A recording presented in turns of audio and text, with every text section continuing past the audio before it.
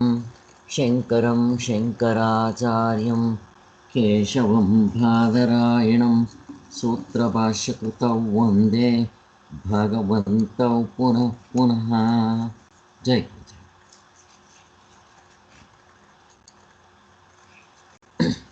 ನಾವು ಪರಮಾರ್ಥ ಚಿಂತಾಮಣಿ ಅಧ್ಯಯನ ಮಾಡ್ತಾ ಇದ್ದೀವಿ.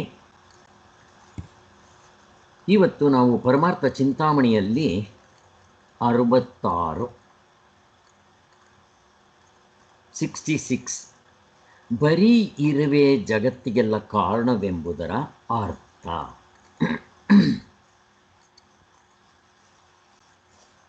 ಹಿಂದೆ ಎಲ್ಲ ಸ್ವಲ್ಪ ನೋಡ್ಕೊಂಡು ಬಂದಿದ್ದೀವಿ. ಇವಾಗೆಲ್ಲ ಇರುವಿನ ವಿಚಾರನೇ ಮಾತಾಡ್ತಾ ಇರೋದು. ಆತ್ಮ ಅಂತಂದರೆ 3: ಇರುವು, ಅರಿವು, ಆನಂದ.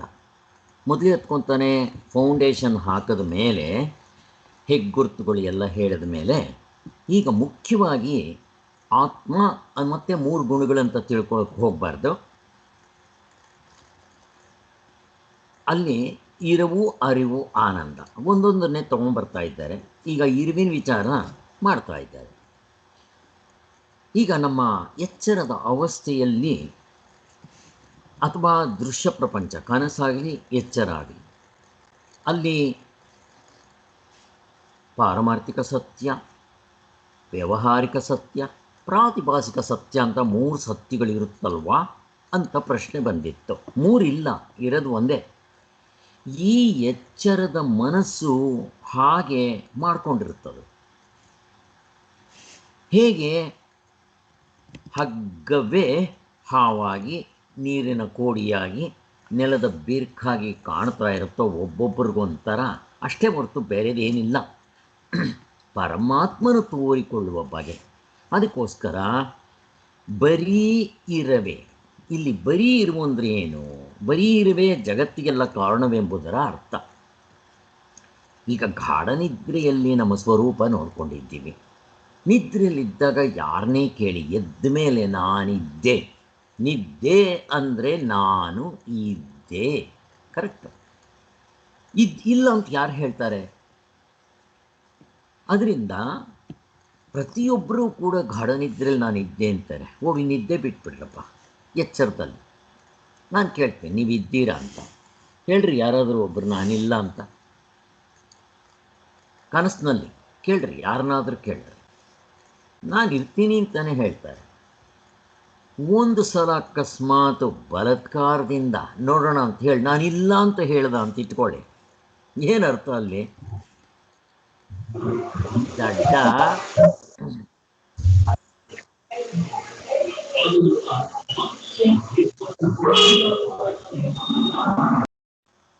ಗೋಕುಲದೇವಿಯವರೇ, ಸ್ವಲ್ಪ ನಿಮ್ಮ ಕಲ್ತ್ಕೋಬೇಕಮ್ಮ ನೀವು.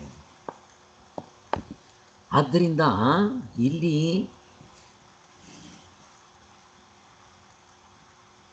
ಬರೀ ಇರುವೆ ಇರೋದು. ಗೋಪಾಲ್, ನಿಮ್ಗೇನಾದರೂ ಸ್ವಲ್ಪ ಅವ್ರನ್ನ ಸೈಲೆಂಟ್ ಮೋಡ್ಗೆ ಹಾಕಕ್ಕೆ ಬರುತ್ತಾ? ಗೋಪಾಲ್, ನಿಮ್ಗೇನಾದರೂ ಹಾಕೋಕ್ಕಾದರೆ ಸ್ವಲ್ಪ ನೀವು ಹಾಕ್ಬಿಡಿ. ನನ್ನ ಕಾನ್ಸಂಟ್ರೇಷನ್ ಸ್ವಲ್ಪ ಆ ಕಡೆ ಹೋಗ್ತಾ ಇರುತ್ತೆ, ಮತ್ತೆ ಡಿಸ್ಟರ್ಬ್ ಆಗ್ತಾ ಇರುತ್ತೆ.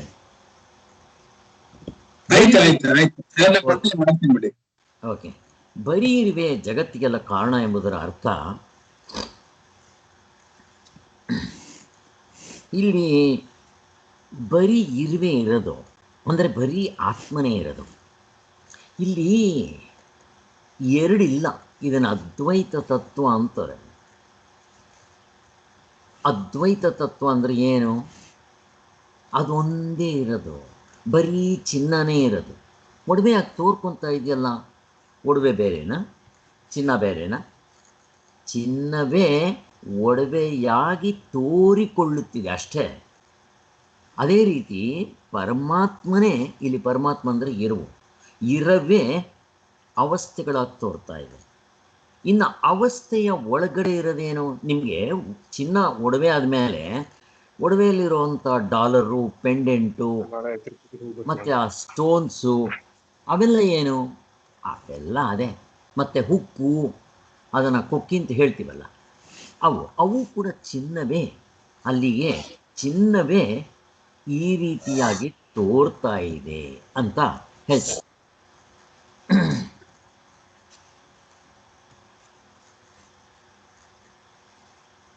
ಹಾಗೆ ನಿಮಗೆ ಚಿನ್ನವೇ ಒಡವೆಯಾಗಿ ತೋರ್ತಾ ಇದೆ ಅಂತಂದ್ರು ಒಂದೇ, ಇರೋದು ಬರೀ ಚಿನ್ನ ಅಂತಂದ್ರು ಒಂದೇ. ಇಷ್ಟೇ ಬೇಕಾಗಿರೋ. ಇಲ್ಲಿ ಇರುವು ಅಥವಾ ಆತ್ಮನು ಪ್ರಪಂಚವಾಗಿ ಅವಸ್ಥೆಗಳಾಗಿ ತೋರ್ತಾ ಇದೆ, ಪ್ರಪಂಚವಾಗಿ ತೋರ್ತಾ ಇದೆ ಅಂತ ಹೇಳಿದ್ರೆ ಅದು ಇದೆ ಇದು ಇದೆ ಅಂತ ಅರ್ಥ ಅಲ್ಲ.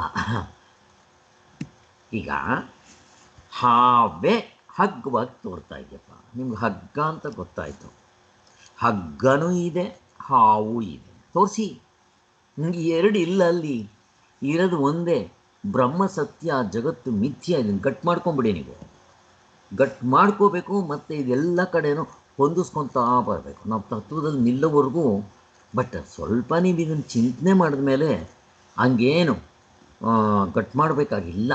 ಯಾಕೆಂದ್ರೆ ನಮ್ಮ ಅನುಭವದಲ್ಲಿ ತೋರಿಸ್ತಾ ಇದೆ. ಈಗ ನಿದ್ದೆಯಲ್ಲಿರ್ತೀವಿ, ನಿದ್ದೆಯಲ್ಲಿದ್ದಾಗ ಪ್ರಪಂಚ ತೋರಿಸ್ರಪ್ಪ ನೀವು. ಎಚ್ಚರದಲ್ಲಿರೋ ಈ ಜನಕ ಮಹಾರಾಜನ ಶರೀರ ತೋರಿಸಿ, ನಿಮ್ಮ ಹೆಂಡತಿ ಮಕ್ಕಳನ್ನ ತೋರಿಸಿ. ಎಚ್ಚರ ಬಂದಿಲ್ಲ, ನಾನಿದ್ದೀನಿ ತೋರಿಸ್ರಿ. ಅವಸ್ಥೆಗಳನ್ನ ತೋರಿಸ್ರಿ, ತೋರ್ಸಕ್ಕೆ ಬರಲ್ಲ. ಹಿಂಗಿದೆ ನೋಡ್ರಿ ಅನುಭವ. ಅದಕ್ಕೆ ಅನುಭವದ ಕಣ್ಣಿನಿಂದ ನೋಡಬೇಕು. ಮತ್ತು ಎದ್ದಿದ ತಕ್ಷಣ ಅವಸ್ಥೆಗಳು ಕಾಣುತ್ತಲ್ಲ, ಅವಸ್ಥೆ ಒಳಗಡೆ ಪ್ರಪಂಚ ಕಾಣುತ್ತಲ್ಲ, ಪ್ರಪಂಚದ ಒಳಗಡೆ ಈ ನನ್ನ ಶರೀರ ಕಾಣುತ್ತಲ್ಲ, ನನ್ನ ಹೆಂಡತಿ ಮಕ್ಕಳು ಕಾಣ್ತಾರಲ್ಲ, ಆದಿ ದೈವಿಕ, ಆಧ್ಯಾತ್ಮಿಕ, ಆದಿ ಭೌತಿಕ, ದೇಶ ಕಾಲ ಅರ್ಧ ಡಜನ್ ಬಂತು. ಕಾಣುತ್ತಲ್ಲ ಅಂತಂದರೆ ಕಾಣ್ತಾ, ಅದು ಇದು ಸತ್ಯ ಅಂತ ಅರ್ಥ ಅಲ್ಲ, ತೋರ್ತಾ ಇದೆ ಅಷ್ಟೇ. ಮತ್ತು ಅದು ಕೂಡ ನಾವು ಅನುಭವದಿಂದ ನೋಡ್ಕೊಂಡಿದ್ದೀವಿ. ತೋರೋದಕ್ಕೂ ಸತ್ಯವಾಗಿ ಇರೋದಕ್ಕೂ ವ್ಯತ್ಯಾಸ ಇಲ್ವಾ? ಯಾವುದು ತೋರುತ್ತೋ ಅದು ಇಲ್ಲದಂಗೆ ಆಗ್ಬಿಡುತ್ತೆ, ಯಾವುದು ಸತ್ಯವಾಗಿದೆಯೋ ಅದು ಎಂದೂ ಇಲ್ಲದಂಗೆ ಆಗೋದಿಲ್ಲ. ನಾಸತೋ ವಿದ್ಯತೆ ಭಾವೋ ನಾಭಾವೋ ವಿದ್ಯತೆ ಸತಃ.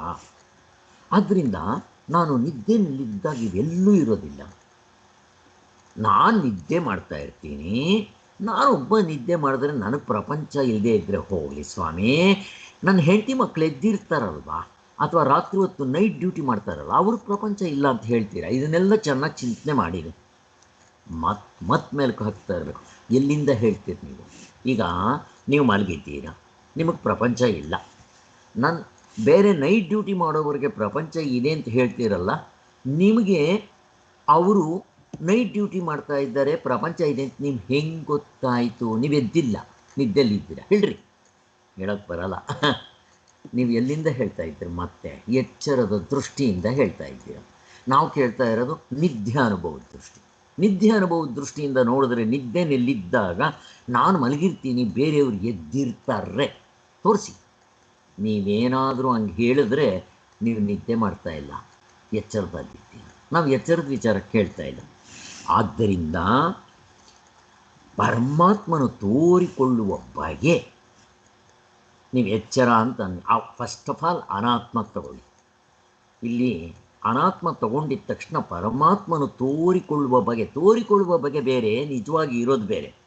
ಯಾವಾಗ ತೋರಿಕೊಳ್ಳುವ ಬಗೆ ಅನಾತ್ಮ ಅಂದರೂ, ಅನಾತ್ಮ ಅಂದಿದ್ದ ತಕ್ಷಣ ಅದ್ರ ಕೆಳಗಡೆ ಸಬ್-ಹೆಡ್ಡಿಂಗ್ ಅವಸ್ಥೆಗಳು.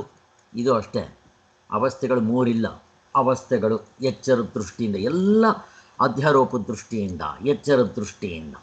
ಅವಸ್ಥೆಗಳು ಅಂದಿದ್ದ ತಕ್ಷಣ ಎಚ್ಚರ, ಕನಸು, ನಿದ್ದೆ. ಈಗ ಎಚ್ಚರದ ಒಳಗಡೆ ಅಂದರೆ ದೃಶ್ಯ ಪ್ರಪಂಚ, ಅದರೊಳಗಡೆ ಇರೋದು ಏನಿದೆ? ಅರ್ಧ ಡಜನ್. ಎಲ್ಲ ಹಾಗೆ ಬರುತ್ತೆ ಒಂದೊಂದೇ. ಆದ್ದರಿಂದ ನೀವು ಹೀಗೆ ಚಿಂತನೆ ಮಾಡಬೇಕು. ಸೊ ಈ 66ರಲ್ಲಿ ಬರೀ ಇರವೇ ಜಗತ್ತು. ನಮ್ಮಲ್ಲಿ ಇದು ಹೇಳ್ಬೋದಲ್ಲ, ಅಧ್ಯಾಸನೂ ಹೇಳ್ಬೋದಲ್ವಾ? ಅಲ್ಲಲ್ಲ, ಅಧ್ಯಾಸವಾಗಿದೆ. ಅಧ್ಯಾರೋಪ ಅಂದರೆ ಅಧ್ಯಾಸ ಅಂದರೆ ಅಷ್ಟೇ ಕರೆಕ್ಟು. ಆದರೆ ಅಧ್ಯಾರೋಪ ಹೇಳ್ಬೋದು. ಅಧ್ಯಾರೋಪ ಅಪವಾದ ಅಂತಂದರೆ ತೆಗ್ದಾಕೋದು ಅಂತ. ಈಗ ನೀವು ಅಧ್ಯಾಸ ಅಂತನ್ನಿ, ತಪ್ಪು ಕಲ್ಪನೆ ಎನ್ನಿ, ಮತ್ತು ಅದನ್ನು ಏನು ಬೇಕಾದರೂ ಹೇಳಿ ಅಷ್ಟೇ. ಅಧ್ಯಾರೋಪ ಅಪವಾದ ಅಂತ ಸೇರಿಸಿದ್ರೆ, ಅಪವಾದ ಅಂದರೆ ತೆಗೆದಾಕೋದು, ಅಧ್ಯಾರೋಪ ಅಂತಂದರೆ ಇರೋದನ್ನೋ ಅಥವಾ ಶಾಸ್ತ್ರ ಒಂದು ಇಲ್ಲದೆ ಇರೋದನ್ನು ತಂದು ಹಾಕುತ್ತೆ, ಆಮೇಲೆ ತೆಗೆದು ಹಾಕುತ್ತೆ, ಏನಾದರೂ ಮಾಡ್ಕೊಳ್ಳಿ. ಕರೆಕ್ಟ್. ಅಧ್ಯಾಸ, ಅಧ್ಯಾರೋಪ, ತೋರಿ ಹಾರೋದು, ಇಲ್ಲದೆ ಇರೋದು ಎಲ್ಲ ಒಂದೇ. ಹೆಂಗೆ ಬೇಕಾದ್ರೂ ಮಾಡ್ಕೊಳ್ಳಿ. ಮಿಥ್ಯಾಜ್ಞಾನ, ಮಿಥ್ಯಾಜ್ಞಾನ ಎಲ್ಲ ಒಂದೇ. ಮತ್ತೆ ಭ್ರಾಂತಿ ಜ್ಞಾನ, ಭ್ರಾಂತಿ ಜ್ಞಾನ, ವಿಕಲ್ಪ, ಏನು ಬೇಕಾದ್ರೆ ಹೇಳಿ, ಇದೆಲ್ಲ ಸಾಂಸ್ಕ್ರಿಟ್ನಲ್ಲಿ ಇವೆಲ್ಲ ನೋಡಿ. ಗೊತ್ತಾಯಿತು ಅಂತಂದರೆ ಎಷ್ಟು ವರ್ಡ್ಗಳು ನಮಗೆ ಗೊತ್ತಾಗಕ್ಕೆ ಶುರುವಾಗತ್ತೆ. ಹಾಗೆ ಒಟ್ಟಿನಲ್ಲಿ ಏನು ಹೇಳಕ್ಕೆ ಬರ್ತಾ ಇದೆ ಅಂದರೆ, ಇಲ್ಲಿ ಅನಾತ್ಮ ಇದೆ ಅಂತ ಹೇಳಕ್ಕೆ ಬರ್ತಾ ಇಲ್ಲ. ಆತ್ಮನೇ ಇರೋದು ಅನಾತ್ಮವಾಗಿ ತೋರ್ತಾ ಇದೆ. ಚಿನ್ನವೇ ಇರೋದು ಒಡವೆಗಳಾಗಿ ತೋರ್ತಾ ಇದೆ, ಮಣ್ಣೇ ಇರೋದು ಮಡಕೆಗಳಾಗಿ ತೋರ್ತಾ ಇದೆ. ಹೀಗೆ ತಗೋಬೇಕು. ಅಲ್ಲಿ ಎರಡು ಇಲ್ಲ, ಇಷ್ಟು ನಾವು ತಿಳ್ಕೊಂಡ್ರೆ ಸಾಕು.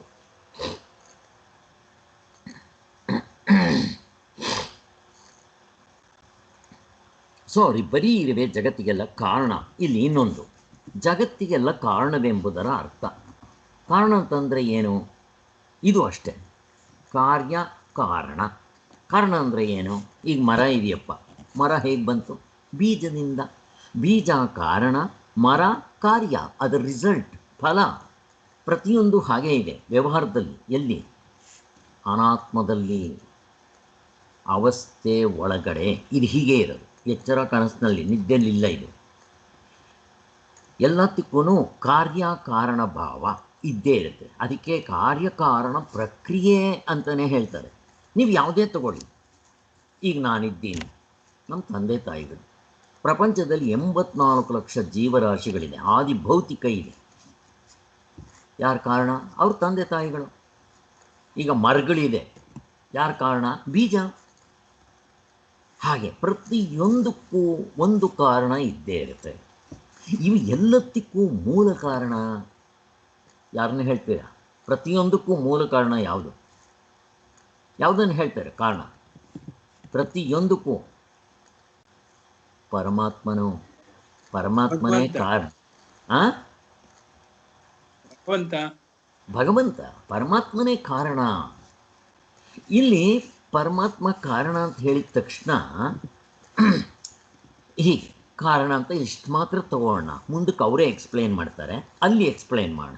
ಒಟ್ಟಿನಲ್ಲಿ ಪರಮಾತ್ಮನೇ ಅಥವಾ ಬರೀ ಇರುವೆ ಜಗತ್ತಿಗೆಲ್ಲ ಕಾರಣ. ಇದು ಟೈಟ್ಲ್, ಹೆಡ್ಡಿಂಗ್. ತರ್ಕದ ದೋಷವನ್ನು ಪರಿಹರಿಸಿಕೊಳ್ಳುವುದಕ್ಕೆ ಪ್ರಕೃತದಲ್ಲಿ ಎಚ್ಚರದ ದೃಷ್ಟಿಯ ತರ್ಕವನ್ನು ಬಿಟ್ಟು ಅನುಭವಾನುಸಾರಿಯಾದ ತರ್ಕವನ್ನು ಅನುಸರಿಸುವುದೇ ಉಪಾಯ.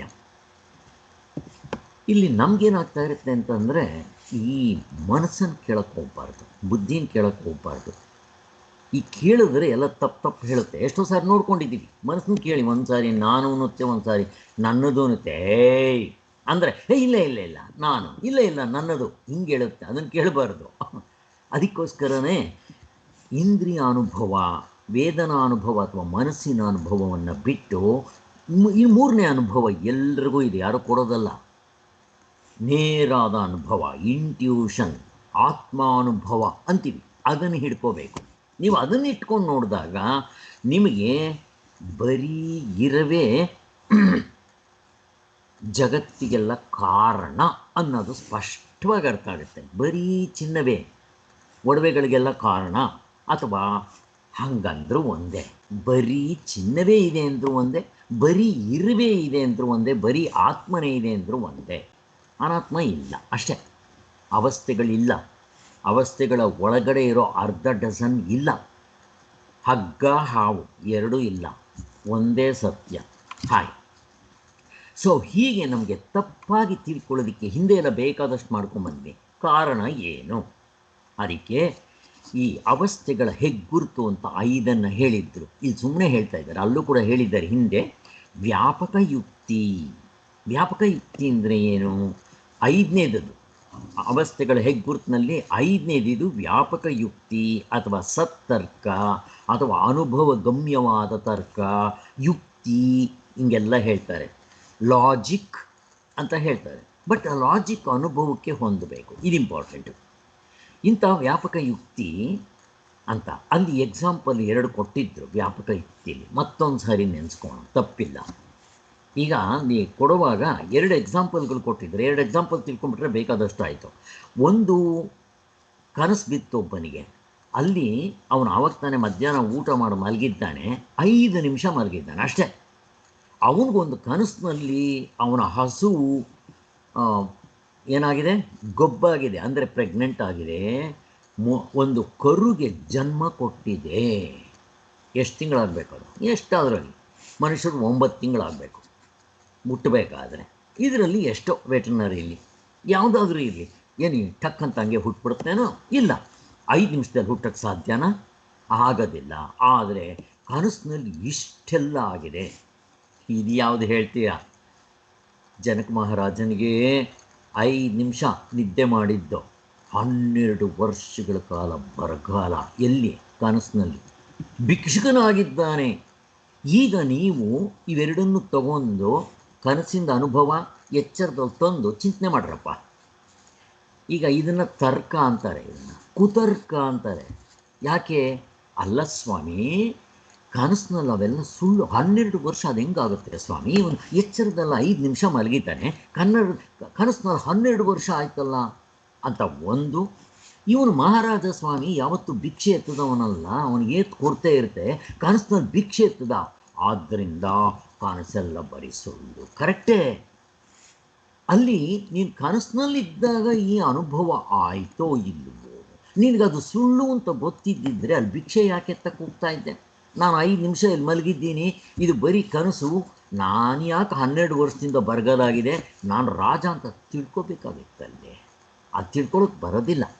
ಅಲ್ಲಿ ಏನಾಯಿತು ಅಂದರೆ, ಎಚ್ಚರದ ರೂಲ್ಸ್ ಆ್ಯಂಡ್ ರೆಗ್ಯುಲೇಷನ್ ಅದಕ್ಕೆ ಸಂಬಂಧಪಟ್ಟಿರೋದು. ಇದನ್ನು ತೊಗೊಂಬಂದು ಅದಕ್ಕೆ ಬೆರಕೆ ಹಾಕಬಾರ್ದು. ಕನಸಿಂದು ಅಂದರೆ ಅವಸ್ಥೆಗಳು ಅಲ್ಲ, ಆ ವಸ್ತುಗಳು ಅವಸ್ಥೆಯಲ್ಲಿ ಈ 3 ಅರ್ಧ ಡಜನ್ ಹೇಳ್ತೀವಲ್ಲ, ಅದಕ್ಕೆ ಕಟ್ಟು ಬಿದ್ದಿರುತ್ತೆ.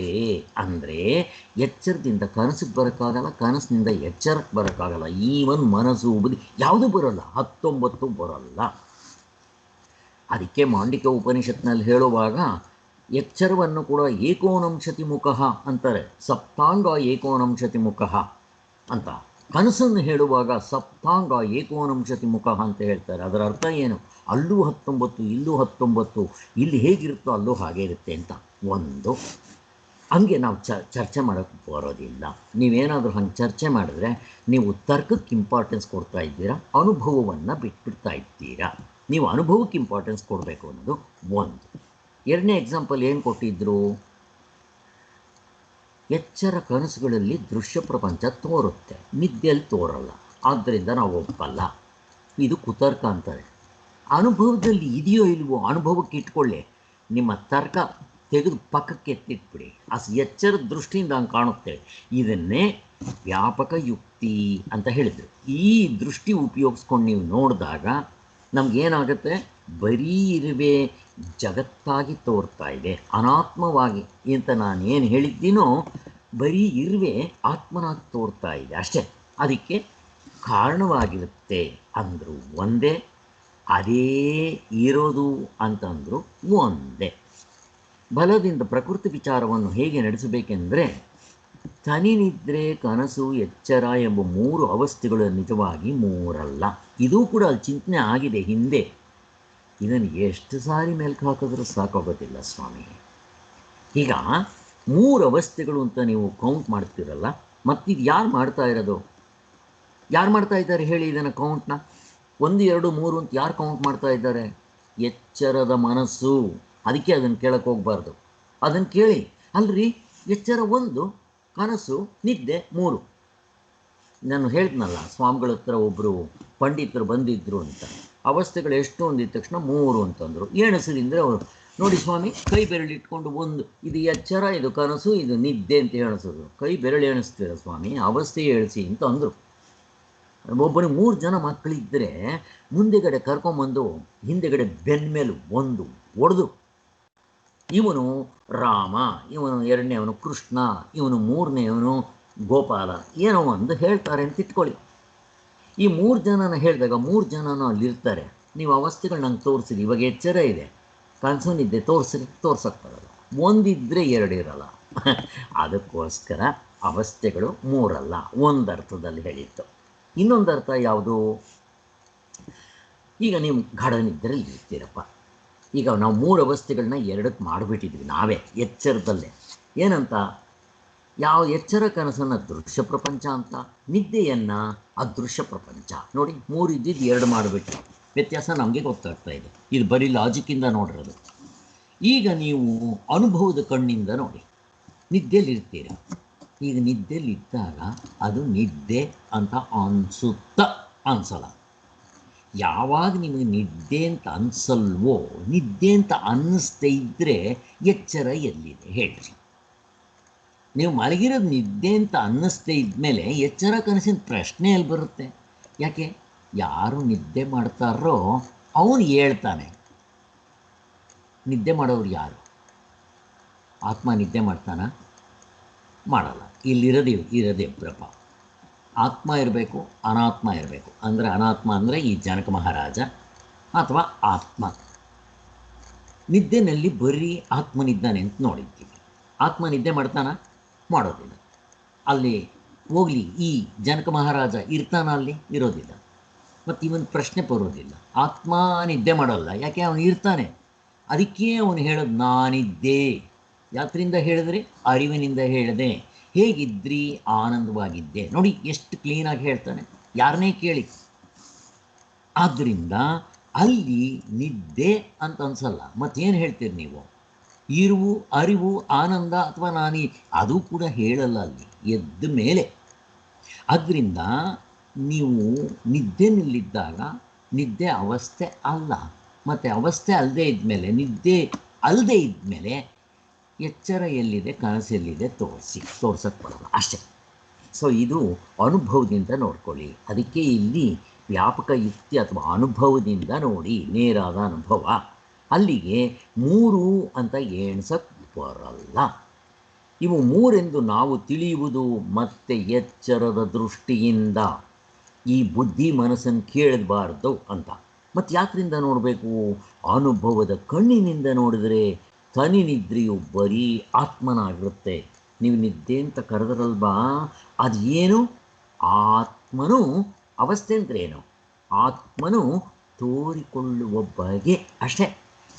ಒಡವೆಗಳು, ಚಿನ್ನವು ತೋರಿಕೊಳ್ಳುವ ಬಗೆ ಅಷ್ಟೇ. ಅಂದರೂ ಒಂದೇ. ಬರೀ ಚಿನ್ನ ಇದೆ ಅಂದರೂ ಒಂದೇ, ಬರೀ ಇರುವಿದೆ ಅಂತಂದರೂ ಒಂದೇ, ಬರೀ ಆತ್ಮ ಇದೆ ಅಂತಂದರೂ ಒಂದೇ. ಆದ್ದರಿಂದ ಅದು ಬರಿಯ ಇರವು. ಅದರಲ್ಲಿ ದೇಶ ಆಗಲಿ, ಕಾಲ ಆಗಲಿ, ಕಾರ್ಯಕಾರಣ ಭಾವ ಆಗಲಿ ಇರೋದಿಲ್ಲ. ಯಾಕೆ? ಆತ್ಮನಲ್ಲಿ ದೇಶ, ಕಾಲ, ಕಾರ್ಯಕಾರಣ ಭಾವ ಇರುತ್ತಾ? ಇರೋದಿಲ್ಲ. ಯಾಕೆ? ಅನಾತ್ಮ. ಹಾವಿನಲ್ಲಿ ಹಗ್ಗ ಇರುತ್ತಾ? ಇರೋದಿಲ್ಲ. ಯಾಕೆ? ನಿಜವಾಗ್ಲೂ ಇಲ್ಲ. ಅನಾತ್ಮ ಅಂದರೆ ಇಲ್ಲ ಅಂತ ಅಷ್ಟೇ. ಆತ್ಮನಲ್ಲಿ ಅವಸ್ಥೆ ಇಲ್ಲ, ಎಲ್ಲ ಅಧ್ಯಾರೋಪದಿಂದ ಮಾಡಿರೋದು. ಹೋಗಿ ಆತ್ಮನಲ್ಲಿ ಇರುವ ಅರಿವು, ಆನಂದ ಆದರೂ ಇದೆಯಲ್ಲ, ಅದು ಇಲ್ಲ. ಎಲ್ಲ ತೆಗೆದಾಕಿದೆ. ಇದನ್ನೇ ಅಧ್ಯಾರೋಪ ಅಪವಾದ ಅಂತ ಹೇಳಿದ್ದು. ಮತ್ತು ಹೇಳ್ತಿರಲ್ಲ, ನಿಮಗೆ ತಿಳಿಸೋದಕ್ಕೋಸ್ಕರ ಹೇಳೋದು. ಅದಂಗೆ ಸತ್ಯವಾಗಿದೆ ಅಂತ ಏನು ಇಟ್ಕೋಬೇಕಾಗಿಲ್ಲ. ಅನುಭವದಿಂದ ನೋಡ್ಕೊಳ್ಳಿ. ನಾನು ಗಾಢ ನಿದ್ರೆಯಲ್ಲಿದ್ದಾಗ ನಾನಿದ್ದೆ ಅನಿಸುತ್ತಾ? ನಾನು ಇರುವಿನ ರೂಪದಲ್ಲಿದ್ದೆ ಅನಿಸುತ್ತಾ? ನಾನು ಅರಿವಿನ ರೂಪದಲ್ಲಿದ್ದೇನೆ ಅನಿಸುತ್ತಾ? ಮತ್ತು ನಾನು ಆನಂದವಾಗಿದ್ದೇನೆ ಅನಿಸುತ್ತಾ? ಇವಿಷ್ಟು ಮತ್ತು ಎಚ್ಚರದಿಂದ ಹೇಳೋದು. ಮತ್ತು ಅದಕ್ಕೆಲ್ಲ ಆತ್ಮ ಅಂತ ಕರೀತಾರೆ. ಎಚ್ಚರದಲ್ಲಿ ಕರೆದು ಗಾಢ ನಿದ್ರೆಯಲ್ಲಿದ್ದಾಗ ಯಾರಾದರೂ ಮಲಗಿದ್ದವನಿಗೆ ಆತ್ಮ ಆತ್ಮ ಅಂತ ಅವನು ಹೇಳ್ತಾನೆ ನೋಡಿ. ಹೋಗಲಿ ಜನಕ ಮಹಾರಾಜ ಅಂತ ಕರೀರಿ, ಆವಾಗಲೂ ಹೇಳಲ್ಲ. ಹೋಗಲಿ ಆತ್ಮ ಅಂತ ಕರೆದ್ರೆ ಹೇಳ್ಬೇಕಲ್ಲ, ಆತ್ಮ ಅಂತ ಕರೆದ್ರೆ ಹೇಳ್ಬೇಕಲ್ಲ. ಯಾಕೆ? ಆತ್ಮನಾಗಿರ್ತಾನೆ ಅಲ್ಲಿ. ಎಲ್ಲ ಎಚ್ಚರ ದೃಷ್ಟಿಯಿಂದ ಹೇಳೋದು. ಆದ್ದರಿಂದ ಕನಸು ನಿದ್ದೆ ಅಲ್ಲ, ಹೀಗೆ ತಗೋಬೇಕು. ಅಲ್ಲಿ ದೇಶ, ಕಾಲ, ಕಾರ್ಯಕಾರಣ ಭಾವ ಇರೋದಿಲ್ಲ. ಕನಸೆಂಬುದು, ಎಚ್ಚರೆಂಬುದು ಅದಕ್ಕಿಂತ ಬೇರೆ ಅಂತಲೂ, ಇರುವಿಗೂ ಇವುಗಳಿಗೂ ಯಾವುದೊಂದು ಸಂಬಂಧವಿರುವುದೆಂತಲೂ ನಾವು ತಿಳಿದಿದ್ದೇ ಇವಿರೋದಕ್ಕೆ ಕಾರಣವಾಗಿದೆ. ನಾವೇನು ಮಾಡ್ತೀವಿ, ಇವಕ್ಕೆಲ್ಲ ಕಾರ್ಯಕಾರಣ ಭಾವ ತಗೊಂಬರ್ತೀವಿ, ಜೊತೆಗೆ ಇವಕ್ಕೆ ಸಂಬಂಧ ಹಿಡ್ಕೊತೀವಿ. ನಮಗೆ ಎಚ್ಚರದಲ್ಲಿ ವ್ಯವಹಾರ ಮಾಡಬೇಕಾದ್ರೆ ಅವಸ್ಥೆ ಅಂದಿದ ತಕ್ಷಣ, ಅವಸ್ಥೆ ಅಂದರೆ ಅನಾತ್ಮ, ಅವಸ್ಥೆ ಒಳಗಡೆ ಅರ್ಧ ಡಜನ್ ಅಂದಿದ ತಕ್ಷಣ ಬೇಕಾದಷ್ಟು ಬಂದ್ಬಿಡ್ತಲ್ಲಿ. ನಿಮ್ಗೆ 6 ಬರೋದೇ 6 ಬಂತಲ್ಲ, 6 ಬಂದರೆ ಸಾಲದ. ಅದರಿಂದ ಅಷ್ಟು ಬಂತು ಅಂದರೆ ಅಲ್ಲಿ ಮತ್ತೆ ಎಲ್ಲ ಕಾರ್ಯ ಕಾರಣ ಭಾವ, ದೇಶ, ಕಾಲ, ಆಧ್ಯಾತ್ಮಿಕ, ಆದಿಭೌತಿಕ, ಆದಿದೈವಿಕ ಎಲ್ಲ ಅನಾತ್ಮ ಇಷ್ಟಿರಲೇಬೇಕು ವ್ಯವಹಾರ ಮಾಡಬೇಕಾದ್ರೆ ಈ ಮನಸ್ಸಿಗೆ, ಬುದ್ಧಿಗೆ, ಈ 19 ಮುಖಗಳಿರೋವನಿಗೆ. ಅದಕ್ಕೋಸ್ಕರ ಏನು ಮಾಡುತ್ತೆ, ವ್ಯವಹಾರಕ್ಕೆ ಅವೆಲ್ಲ ಬೇಕು, ಮಾಡ್ಕೊಳ್ಳಿ. ಬಟ್ ಅದು ನಿಜವಾಗ್ಲೂ ಹಾಗೆ ಇಲ್ಲ, ಅದನ್ನು ತಿಳ್ಕೊಬೇಕಾಗಿದೆ ಅಷ್ಟೇ. ಸೊ ಅಲ್ಲಿ ಕಾಲ, ದೇಶ, ನೈಮಿತಿಕ ಕಾರಣ ಅನ್ನೋದಿರಲ್ಲ. ಮತ್ತು ಕನಸಿಗೂ ಎಚ್ಚರಕ್ಕೂ ನಿದ್ದೆಗೂ ಯಾವ ಸಂಬಂಧವೂ ಇಲ್ಲ. ಇಲ್ಲಿ ಸಂಬಂಧ ಅಂದರೆ ಏನು, ಇವಾಗ ನೀವು ಒಡವೆ ತೋರ್ಕೋಬೇಕಪ್ಪ, ಚಿನ್ನ ಇರಬೇಕು, ಮಡಕೆ ತೋರಬೇಕು, ಮಣ್ಣು ಇರಬೇಕು, ಸಂಬಂಧ ಇದೆ. ನಾನಿರಬೇಕು, ನಮ್ಮ ಅಪ್ಪ ಅಮ್ಮ ಇರಬೇಕು, ಸಂಬಂಧ ಇದೆ, ಕಾರ್ಯಕಾರಣ ಭಾವ ಇದೆ. ಆದರೆ ಈ ಅವಸ್ಥೆಗಳಿಗೆ ಒಳಗಡೆ ಏನು ಸಂಬಂಧ ಇದೆ? ಎಂಥ ಸಂಬಂಧನೂ ಇಲ್ಲ. ಆದರೂ ಮೊದಲು ಒಂದು ಸಂಬಂಧ ಹೇಳಿದ್ರು. ಇವೆಲ್ಲ ಎಲ್ಲಿಂದ ತೋರ್ಕೊಳ್ಳುತ್ತೆ? ನಾವು ನಮ್ಮ ತಂದೆ ತಾಯಿಗಳಿಂದ ಬರ್ತೀವಿ, ನಾವು ಕಾರ್ಯ ಆಯಿತು, ನಮ್ಮ ತಂದೆ ತಾಯಿಗಳು ಕಾರಣ ಆದರು ಅಂತ ಹೇಳಿದ್ವಿ. ಅದೇ ರೀತಿ ವ್ಯವಹಾರದಲ್ಲಿ ಇವನ್ನ ಅನಾತ್ಮ ಅಂತ ಕರೆದ್ರು. ಇದಕ್ಕೆಲ್ಲ ತೋರ್ಕೋಬೇಕಾದ್ರೆ ಪರಮಾತ್ಮನು ಕಾರಣ. ಏಕೆ? ಪರಮಾತ್ಮನಿಂದ ಸೃಷ್ಟಿಯಾಗಿದೆ. ಇದು ಅಷ್ಟೇ ಅಧ್ಯಾರೋಪ ದೃಷ್ಟಿಯಿಂದ ಹೇಳೋದು.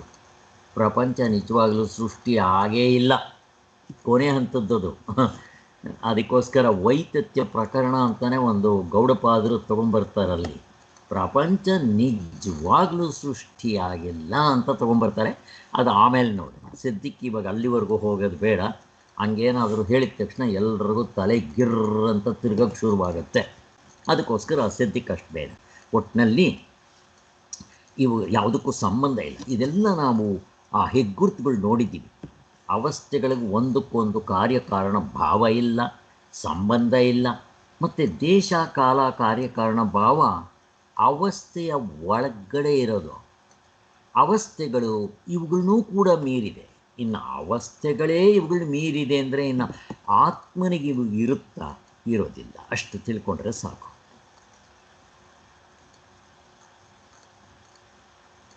ಕನಸೆಂಬುದು, ಎಚ್ಚರೆಂಬುದು ಅದಕ್ಕಿಂತ ಬೇರೆ ಅಂತಲೂ, ಇರುವಿಗೂ ಇವುಗಳಿಗೂ ಯಾವುದೊಂದು ಸಂಬಂಧವಿರುವುದೆಂತಲೂ ನಾವು ತಿಳಿದಿದ್ದೇ ಈ ವಿರೋಧಕ್ಕೆ ಕಾರಣ ಆಗಿದೆ. ಅಂದರೆ ಆತ್ಮನು ಕಾರಣ, ಇವು ಕಾರ್ಯ ಅಂತ ನಾವು ತಿಳ್ಕೊಂಡಿರೋದು. ಎಲ್ಲ ಸಂಬಂಧ ಇದೆ ಅಂತ ನಾವು ತಪ್ಪು ತಿಳ್ಕೊಂಡಿದ್ವಿ. ಯಾಕೆ? ಎಚ್ಚರ ಕನಸಿನ ಮನಸ್ಸುಗಳನ್ನ ಹಿಡ್ಕೊಂಡಿರೋದ್ರಿಂದ. ನಮ್ಮ ಎಚ್ಚರದಲ್ಲಿರುವ ಬುದ್ಧಿಗೆ ಸಂಬಂಧ ಜ್ಞಾನವಿಲ್ಲದೆ ಯಾವುದನ್ನೂ ತಿಳಿಯುವುದಕ್ಕೆ ಬರದೇ ಇಲ್ಲ. ಅದಕ್ಕೆ ಗಾಢನಿದ್ರೆಯಲ್ಲಿ ಇವು ಯಾವುದೂ ಇಲ್ಲ. ದೃಶ್ಯ ಪ್ರಪಂಚದಲ್ಲಿ ಈ ಮನಸ್ಸು, ಬುದ್ಧಿ ಮಿಸಕ್ಬೇಕಾದ್ರೆ ನಿಮಗೆ ಅನಾತ್ಮ ಮಿಸಕ್ಬೇಕು, ಮನಸ್ಸಿರಬೇಕು, ಆಧ್ಯಾತ್ಮಿಕ ಇರಬೇಕು, ಆದಿಭೌತಿಕ ಇರಬೇಕು, ಆದಿದೈವಿಕ ಇರಬೇಕು, ದೇಶ, ಕಾಲ, ಕಾರ್ಯ, ಕಾರಣ, ಭಾವ ಇಷ್ಟು ಇದ್ರೇ ಅದು ಮಿಸ್ಕಕ್ಕೆ. ಅದಕ್ಕೆ ಹೇಳೋದು ನಮ್ಮಲ್ಲಿ ಊರ್ಕೊಂಡೆ ಪರಮಾತ್ಮರು, ಮಿಸುಕ್ತೇ ಜೀವಾತ್ಮರು, ಮಿಸುಕ್ತೇ ಅನಾತ್ಮರು ಅಂತ ಹೇಳೋದು ಇದಕ್ಕೋಸ್ಕರನೇ. ಇಲ್ಲಿ ನಮಗೇನಾದರೂ ವ್ಯವಹಾರ ಮಾಡೋದಕ್ಕೆ, ಮಾತಾಡೋದಕ್ಕೆ ಪ್ರತಿಯೊಂದಕ್ಕೂ ಬೇಕಿದೆ ಅಷ್ಟೇ ಹೊರತು ಇದಕ್ಕೆ ಯಾವ ಸಂಬಂಧನೂ ಇಲ್ಲ. ಯಾಕೆ ಅಂತಂದರೆ ಈ ಬುದ್ಧಿಗೆ ಇಷ್ಟಿದ್ದರೆ ಕೆಲಸ ಮಾಡಿ ರೂಢಿಯಾಗಿದೆ ಹೊರತು ಇವುಗಳನ್ನ ಬಿಟ್ಟು ಹಂಗೆ ನೋಡೋಕ್ಕೆ ಬರೋದಿಲ್ಲ. ನಮ್ಮ ಆತ್ಮನೋ ಇವ ಹಂಗಿಲ್ಲದೆ ಹಾಗೆ ಇರ್ತಾನೋ, ಗಾಢನಿದ್ರೆ ಯಾವುದೂ ಇರಲ್ಲ. ಈ ಮನಸ್ಸು, ಬುದ್ಧಿಗೆ ಕಾಲ ಇರಬೇಕು, ದೇಶ ಇರಬೇಕು, ಮತ್ತು ಕಾರ್ಯ ಕಾರಣ ಭಾವ ಇರಬೇಕು. ವಸ್ತು ಪರಿಚ್ಛಿನ್ನವಾದ ಅಳತೆಯ ಪದಾರ್ಥಗಳನ್ನು ಮಾತ್ರ ತಿಳಿಸುತ್ತಿದ್ದು. ಪರಿಚ್ಛಿನ್ನವಾಗಿರೋ ವಸ್ತುಗಳು ಇಷ್ಟಿಷ್ಟೇ ತೋರಿಸುತ್ತೆ, ಪೂರ್ತಿ ತೋರ್ಸೋಕ್ಕೆ ಬರಲ್ಲ. ಅಂದರೆ ನನಗಿವಾಗ ಪುಸ್ತಕ ಕಂಡೆ, ಕದಾ ಕಂಡೆ, ಮೊಬೈಲ್ ಕಂಡೆ, ನಿಮ್ಮನ್ನು ಕಂಡೆ, ಸೂರ್ಯನ ಕಂಡೆ, ಹಿಂಗೆ ಹೇಳಬೇಕೆ ಹೊರ್ತು ಪೂರ್ತಿ ಅವಸ್ಥೆನ ಉಂಡೆ ಮಾಡ್ಕೊಂಡು ನೋಡೋಕ್ಕೆ ಬರಲ್ಲ. ಮತ್ತು ಅವಸ್ಥೆಗಳು ಇಲ್ಲ ಅಂತಲೂ ನೋಡೋಕ್ಕೆ ಬರಲ್ಲ. ಯಾವುದಕ್ಕೆ? ಈ ಎಚ್ಚರದಲ್ಲಿರೋ ಮನಸ್ಸು ಬುದ್ಧಿಗಳು. ಅದಕ್ಕೆ ನಾವು ಅದನ್ನು ಕೇಳಕ್ಕೆ ಹೋಗಬಾರ್ದು ಅಂತ ಹೇಳೋದು. ಅದೇ ಗಾಢ ನಿದ್ರೆಯಲ್ಲಿ ನೋಡಿ, ನೇರಾದ ಅನುಭವ. ಇವಾಗಲೂ ಅದನ್ನೇ ಉಪಯೋಗಿಸಿ ನೀವು. ನೇರಾದ ಅನುಭವದಿಂದ ನೋಡಿ, ಯಾವುದೇ ಇರೋದಿಲ್ಲ.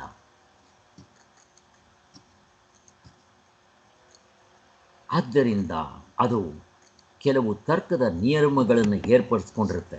ಎಚ್ಚರದಲ್ಲಿ ವ್ಯವಹಾರ ಮಾಡಬೇಕಾದ್ರೆ ಇಷ್ಟು ಇರಬೇಕು, ಅದಕ್ಕೆ ಕೆಲವು ನಿಯಮಗಳಿರುತ್ತೆ. ಹಾಗೆ ಈ ನಿಯಮಗಳನ್ನು ಅನುಸರಿಸಿಯೇ ಅದು ಇದು ಎಚ್ಚರ, ಇದು ಕನಸು, ಇದು ನಿದ್ರೆ ಅಂತ 3 ಅವಸ್ಥೆಗಳನ್ನ ಬೇರೆ ಬೇರೆ ಅಂತಲೋ, ಅವಸ್ಥೆಗಳಿಗೆ ಯಾವುದೋ ಒಂದು ಸಂಬಂಧ ಇದೆ, ಕನೆಕ್ಷನ್ ಅಂತಲೋ, ಮತ್ತು ಇದಕ್ಕೆ ಕಾರ್ಯಕಾರಣ ಭಾವ ಇದೆ ಅಂತ ಹಿಂಗೆಲ್ಲ ತೊಗೊಂಬಂದ್ಬಿಡುತ್ತೆ. ಈಗ ನಿಮ್ಗೆ ಹೇಳಿದ್ದೆ, ನಮ್ಮ ಆಶ್ರಮದಲ್ಲಿ 3 ಟ್ಯಾಂಕ್ಗಳು ಕಾಣಿಸುತ್ತೆ. ಆ 3 ಟ್ಯಾಂಕ್ಗಳಿಗೂ ಏನು ಮಾಡ್ತಾರೆ, ಒಂದು ಕಡೆ ಪಂಪಿಂದು ನೀರು ಬಂದು ಬೀಳುತ್ತೆ, ಬೋರ್ವೆಲ್ದು. ಅಲ್ಲಿ 3ಕ್ಕೂ ಇಂಟರ್ನಲ್ ಕನೆಕ್ಷನ್ ಕೊಟ್ಟಿದೆ. ಒಂದಕ್ಕೆ ಬಿದ್ದರೆ ಸಾಕು, 3 ಈಕ್ವಲ್ ಆಗಿ ತುಂಬ್ತಾ ಬರುತ್ತೆ. ಈ ಥರ ಕನೆಕ್ಷನ್ ಇದೆಯಾ ಎಚ್ಚರಕ್ಕೂ ಕನಸ್ಗೂ ನಿದ್ದೆಗೆ? ಇಲ್ಲ, ಅದು ನಮಗೆ ಗೊತ್ತಿದೆ ಚೆನ್ನಾಗಿ. ಮತ್ತು ನಿದ್ದೆ ಕಾರಣ, ಎಚ್ಚರ ಕಾರ್ಯ. ಹೇಳ್ರಿ ನೋಡೋಣ, ಯಾವುದಕ್ಕೆ ಕಾರಣ, ಯಾವುದಕ್ಕೆ ಕಾರ್ಯ ಹೇಳಕ್ಕೆ ಬರಲ್ಲ. ಯಾಕೆ? ಈಗ ಮಗು ಹುಟ್ಟಿದಾಗ 24 ಗಂಟೆ ಮಲಗ್ತಾ ಇರುತ್ತೆ, ಅದಕ್ಕೆ ನಿದ್ದೆ ಕಾರಣ ಆಯಿತು. ಆ ಮಗು ಮಲಗೇ ಇರುತ್ತೆ, ಆಮೇಲೆ ಅದು ಎಚ್ಚರ ಕಣ್ಣು ತೆಕ್ಕೊಂಡು ನೋಡೋದು ಎಲ್ಲ ಬರುತ್ತೆ ಅಂತೀರ. ಅಲ್ಲಿಗೆ ನಿದ್ದೆ ಅಂತ ಅನ್ನೋದು ಕಾರಣ, ಎಚ್ಚರ ಅನ್ನೋದು ಕಾರ್ಯ ಅಂತ ಹೇಳ್ತೀರಾ. ಕನಸು ಹೆಂಗಾಗತ್ತೆ? ಕನಸಿಗೆ ಯಾವುದು ಕಾರಣ? ನಿದ್ದೆನೇ ಸ್ವಾಮಿ. ನೀವು ನಿದ್ದೆಗೆ ಹೋದ್ರೇ ಕನಸು ಬೀಳೋದು. ಆದ್ದರಿಂದ ನಿದ್ದೆ ಕಾರಣ, ಕನಸು ಎಚ್ಚರ ಕಾರ್ಯ ಅಂತ ಹೇಳಿದ್ರಿ ಅಂತ ಇಟ್ಕೊಳ್ಳಿ. ಕಾರ್ಯಕಾರಣ ಭಾವ, ಕಾರ್ಯ ಕಾರಣ ಭಾವ ಹೇಳಬೇಕಾದ್ರೆ ಏನಿರಬೇಕು? ಅದಕ್ಕೆ ದೇಶ ಕಾಲ ಇರಬೇಕು. ಎಲ್ಲಿರುತ್ತೆ ದೇಶ ಕಾಲ? ಅವಸ್ಥೆಯ ಒಳಗಡೆ ಇರುತ್ತೆ. ಆದ್ದರಿಂದ ಇದು ಹೊಂದೋದಿಲ್ಲ ಅಂತ ಹೇಳ್ತಾ ಇದ್ದಾರೆ. ಅದು ಕೆಲವು ತರ್ಕದ ನಿಯಮಗಳನ್ನ ಏರ್ಪಡಿಸ್ಕೊಂಡಿರುತ್ತೆ ಎಂಬ 3 ಅವಸ್ಥೆಗಳು ಬೇರೆ ಬೇರೆ ಅಂತ ಹೇಳೋದು ಎಲ್ಲ ಇದಕ್ಕೋಸ್ಕರ ಕಲ್ಪಿಸೋದು. ನಿಜವಾಗಿ ನೋಡಿದ್ರೆ ಅವಸ್ಥೆಗಳು 3 ಅಲ್ಲ, ಒಂದರಿಂದ ಒಂದು ಬಂದಿರುವುದಿಲ್ಲ. ನಿದ್ದೆಯಿಂದ ಎಚ್ಚರ ಕನಸು ಬರುತ್ತೆ, ತಪ್ಪು. ಈಗ ವಯಸ್ಸಾದವ್ರಿಗೆ ನಿದ್ದೆನೇ ಬರೋಲ್ಲ, 24 ಗಂಟೆಯಲ್ಲಿ ಅವರು ಒಂದು 2-3 ಗಂಟೆ ಮಲಗ್ತಾರೆ. ಇವಾಗ ಅವ್ರಿಗೇನು ಹೇಳ್ಬೇಕು ನೀವು? ಎಚ್ಚರದಲ್ಲೇ ತುಂಬ ಟೈಮ್ ಇರ್ತಾರೆ, ನಿದ್ದೆ ಬರೋದೇ ಇಲ್ಲ. ಅವ್ರಿಗೆ ಎಚ್ಚರ ಕಾರಣ, ನಿದ್ದೆ ಕಾರ್ಯ ಹೇಳ್ತೀರಾ? ಹೇಳಕ್ಕೆ ಬರಲ್ಲ. ಅದಕ್ಕೋಸ್ಕರ ಹೇಳ್ತಾ ಇದ್ದಾರೆ. ಇವೆಲ್ಲ ನಮ್ಮ ಬುದ್ಧಿ ಹಿಂಗೆ ಮಾಡುತ್ತೆ. ಈಗ ನಿಮ್ಮ ಮಡಿಕೆ ಆಗಬೇಕಾದ್ರೆ ಮಣ್ಣು ಕಾರಣ, ಮರ ಆಗಬೇಕಾದ್ರೆ ಬೀಜ ಕಾರಣ. ಹಾಗೆ ನಿಮ್ಮ ಅವಸ್ಥೆಗಳಿಗೆ ಏನಾದರೂ ಕಾರಣ ಇದೆಯಾ? ಅಕಸ್ಮಾತ್ ಇದೆ ಅಂತಂದರೆ ಆತ್ಮ ಅನ್ನಬೇಕು. ಇವಾಗ ಹೇಳಿದ್ರಲ್ಲ, ನಿಮ್ಮ ಅನಾತ್ಮಕ್ಕೆ ಇರವು ಹಗ್ಗಕ್ಕೆ, ಹಾವಿಗೆ ಇರವು ಹಗ್ಗ, ಹಾಗೆ ಆತ್ಮ ಅಂತ ಹೇಳಬೇಕು. ಅದು ಅಧ್ಯಾರೋಪ ದೃಷ್ಟಿಯಿಂದ. 2 ಎಲ್ಲಿದೆ ಹೇಳಿ? ನೀವು ಆ ಹಗ್ಗವನ್ನು ನೋಡಿದಾಗ ಹಾವು ತೋರಿಸಿ ಇರಲ್ಲ. ಹೋಗಲಿ, ಹಾವಿಗೂ ಹಗ್ಗಕ್ಕೂ ಏನಾದರೂ ಸಂಬಂಧ ಇದೆಯಾ ಸ್ವಾಮಿ? 2 ಇದೆಯಾ? ಫಸ್ಟ್ ಆಫ್ ಆಲ್ ಅಲ್ಲಿ ವ್ಯವಹಾರದಲ್ಲೇ ತಗೊಳ್ಳಿ. ಇದು ದೇಶ ಕಾಲ ಕಾರ್ಯಕಾರಣ ಭಾವದಲ್ಲೇ ತಗೊಂಡ್ರೆ ನೀವು ಇರೋದು ಒಂದೇ ವಸ್ತು. ನಾನು ತಪ್ಪಾಗಿ ಹಾವು ಅಂತ ತಿಳ್ಕೊಂಡಿದ್ದೇನೆ. ಈಗ ಹಗ್ಗ ಅಂತ ಗೊತ್ತಾಯಿತು. ನಿಮ್ಮನ್ನು ಪ್ರಶ್ನೆ ಕೇಳ್ತೇನೆ. ಈಗ ಹಗ್ಗ ಅಂತ ಅನ್ನೋದು ಕಾರ್ಯ, ಹಾವು ಅಂತನ್ನೋದು ಕಾರಣ. ಒಪ್ಕೊಳ್ರಿ ಸ್ವಾಮಿ.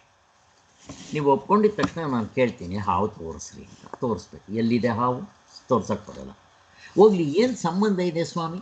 ಕನಸಿಗೂ ಹಾವಿಗೂ ಏನಾದರೂ ಇಂಟರ್ ಕನೆಕ್ಷನ್ ಇದೆಯಾ? ಏನೂ ಇಲ್ಲ.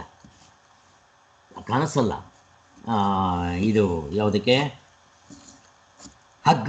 ಹಗ್ಗಕ್ಕೆ ಹಾವಿಗೆ ಏನಾದರೂ ಸಂಬಂಧ ಇದೆಯಾ? ಏನಾದರೂ ಕಾರ್ಯಕಾರಣ ಭಾವ ಇದೆಯಾ?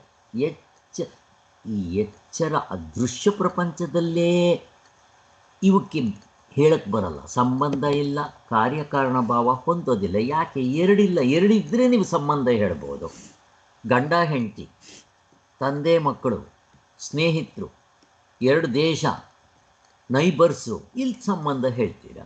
2 ಇದ್ದರೆ, ಒಂದೇ ಒಂದು ಇದ್ದರೆ ಏನು ಹೇಳ್ತೀರಾ? ಅದಕ್ಕೆ ನಿದ್ದೆನಲ್ಲಿ ಈ ಸಂಬಂಧಗಳು ಇವೆಲ್ಲ ಇರೋದಿಲ್ಲ ಅಂತ ಸ್ಪಷ್ಟ ಸ್ಪಷ್ಟವಾಗಿ ಹೇಳ್ತಾ ಇದ್ದಾರೆ. ನಿಜವಾಗಿ ನೋಡಿದರೆ ಅವಸ್ಥೆಗಳು ಮೂರಲ್ಲ, ಒಂದರಿಂದ ಒಂದು ಬಂದಿರುವುದಿಲ್ಲ. ಇವುಗಳಿಗೆ ಒಂದಕ್ಕೊಂದಕ್ಕೆ ಸಂಬಂಧವಿದೆ ಎಂಬುದು ಸರಿಯಲ್ಲ. ಮತ್ತು ಪರಮಾರ್ಥವು ಪರಮಾರ್ಥವಾಗಿಯೇ ಇರುತ್ತದೆ. ಆತ್ಮನು ಆತ್ಮನಾಗಿರ್ತಾನೆ, ಅವನು ಯಾವತ್ತೂ ಅನಾತ್ಮ ಆಗೋಲ್ಲ, ಅವನು ಯಾವತ್ತೂ ಸಾಕ್ಷಿಯೇ. ಅಂದರೆ ಅವನು ಸಬ್ಜೆಕ್ಟ್, ವಿಷಯಿ, ಅವನು ಯಾವತ್ತೂ ವಿಷಯ ಆಗೋಲ್ಲ. ನೋಡಿ, ಇದಕ್ಕೂ ಅದಕ್ಕೂ ಎಷ್ಟು ವ್ಯತ್ಯಾಸ ಇದೆ. ಅನಾತ್ಮ ಅಂದಿದ ತಕ್ಷಣ ಅದು ವಿಷಯ, ಅದು ದೇಶ ಕಾಲದಲ್ಲಿರುತ್ತೆ. ಆತ್ಮ ಅಂದಿದ ತಕ್ಷಣ ಅದು ವಿಷಯ ಅಲ್ಲ, ವಿಷಯಿ. ಹೀಗೆ ತಗೋಬೇಕು. ಇನ್ನೂ ಒಂದು ಪ್ರಶ್ನೆ. ಈಗ ಪ್ರಪಂಚ ಇದೆ, ಇಲ್ಲಿ ಜ್ಞಾನ ಮೊದಲ, ವಸ್ತು ಮೊದಲ? ಯಾರಾದರೂ ಒಬ್ರು ಹೇಳಿ ಉತ್ತರ ನೋಡ. ನಾನು ಪ್ರಶ್ನೆ ಕೇಳ್ತಾ ಇದ್ದೇನೆ. ಜ್ಞಾನ ಮೊದಲು ಇರುತ್ತಾ, ವಸ್ತು ಮೊದಲು ಇರುತ್ತಾ? ಯಾವುದನ್ನು ಹೇಳ್ತೀರಾ ಫಸ್ಟು? ಜ್ಞಾನ ಮೊದಲು ಇರುತ್ತಾ, ವಸ್ತು ಮೊದಲು ಇರುತ್ತಾ? ಜ್ಞಾನ. ಜ್ಞಾನ ಮೊದಲು ಇರಬೇಕು. ಅದೆಂಗೆ ಹೇಳ್ತೀರಾ? ಈಗ ನಾನು ಹುಟ್ಟಿಲ್ಲಪ್ಪ, ನಮ್ಮ ತಂದೆ ತಾಯಿಗಳು ಇರಲಿಲ್ವ? ನಾನು ಹುಟ್ಟಿದ ಮೇಲೆ ತಾನೇ ಇವರು ನಮ್ಮ ತಂದೆ ತಾಯಿಗಳು ಅಂತ ನಾನು ತಿಳ್ಕೊಂಡಿದ್ದು. ಏನು ಹೇಳ್ತೀರಿ ನೀವು? ಅಲ್ಲಿ ವಸ್ತು ಮೊದಲು ಇರುತ್ತೆ. ವಸ್ತು ಇದ್ರೆ ತಾನೇ ನನಗೆ ಕಾಣಬೇಕಾದ್ರೆ, ಅದಕ್ಕೆ ವಸ್ತು ಮೊದಲು ಇರಬೇಕು, ಆಮೇಲೆ ಜ್ಞಾನ ಆಗೋದು. ನೋಡಿ ಹೆಂಗಿದೆ, ವಸ್ತು ಮೊದಲು ಇರಬೇಕು. ನಮ್ಮ ತಂದೆ ತಾಯಿಗಳು ಮೊದಲು ಇದ್ದಾರೆ, ನಾನು ಆಮೇಲೆ ಹುಟ್ಟಿದ ಮೇಲೆ ಇವ್ರು ನಮ್ಮ ತಂದೆ ತಾಯಿ ಅಂತ ಅವ್ರು ಹೇಳ್ತಾರೋ ಅಥವಾ ನಾನೇ ಹೇಳ್ತೀನಿ ನಮ್ಮ ತಂದೆ ತಾಯಿ ಅಂತ. ಅದು ಸುಳ್ಳೋ ತಪ್ಪೋ ಬೇರೆ ಬಿಟ್ಬಿಡಿ, ನನ್ನ ವಸ್ತು ಕಾಣಿಸುತ್ತೆ. ನಾನು ಹುಟ್ಟಿದ ಮೇಲೆ ತಾನೆ ಅನ್ನ ನೋಡೋದು.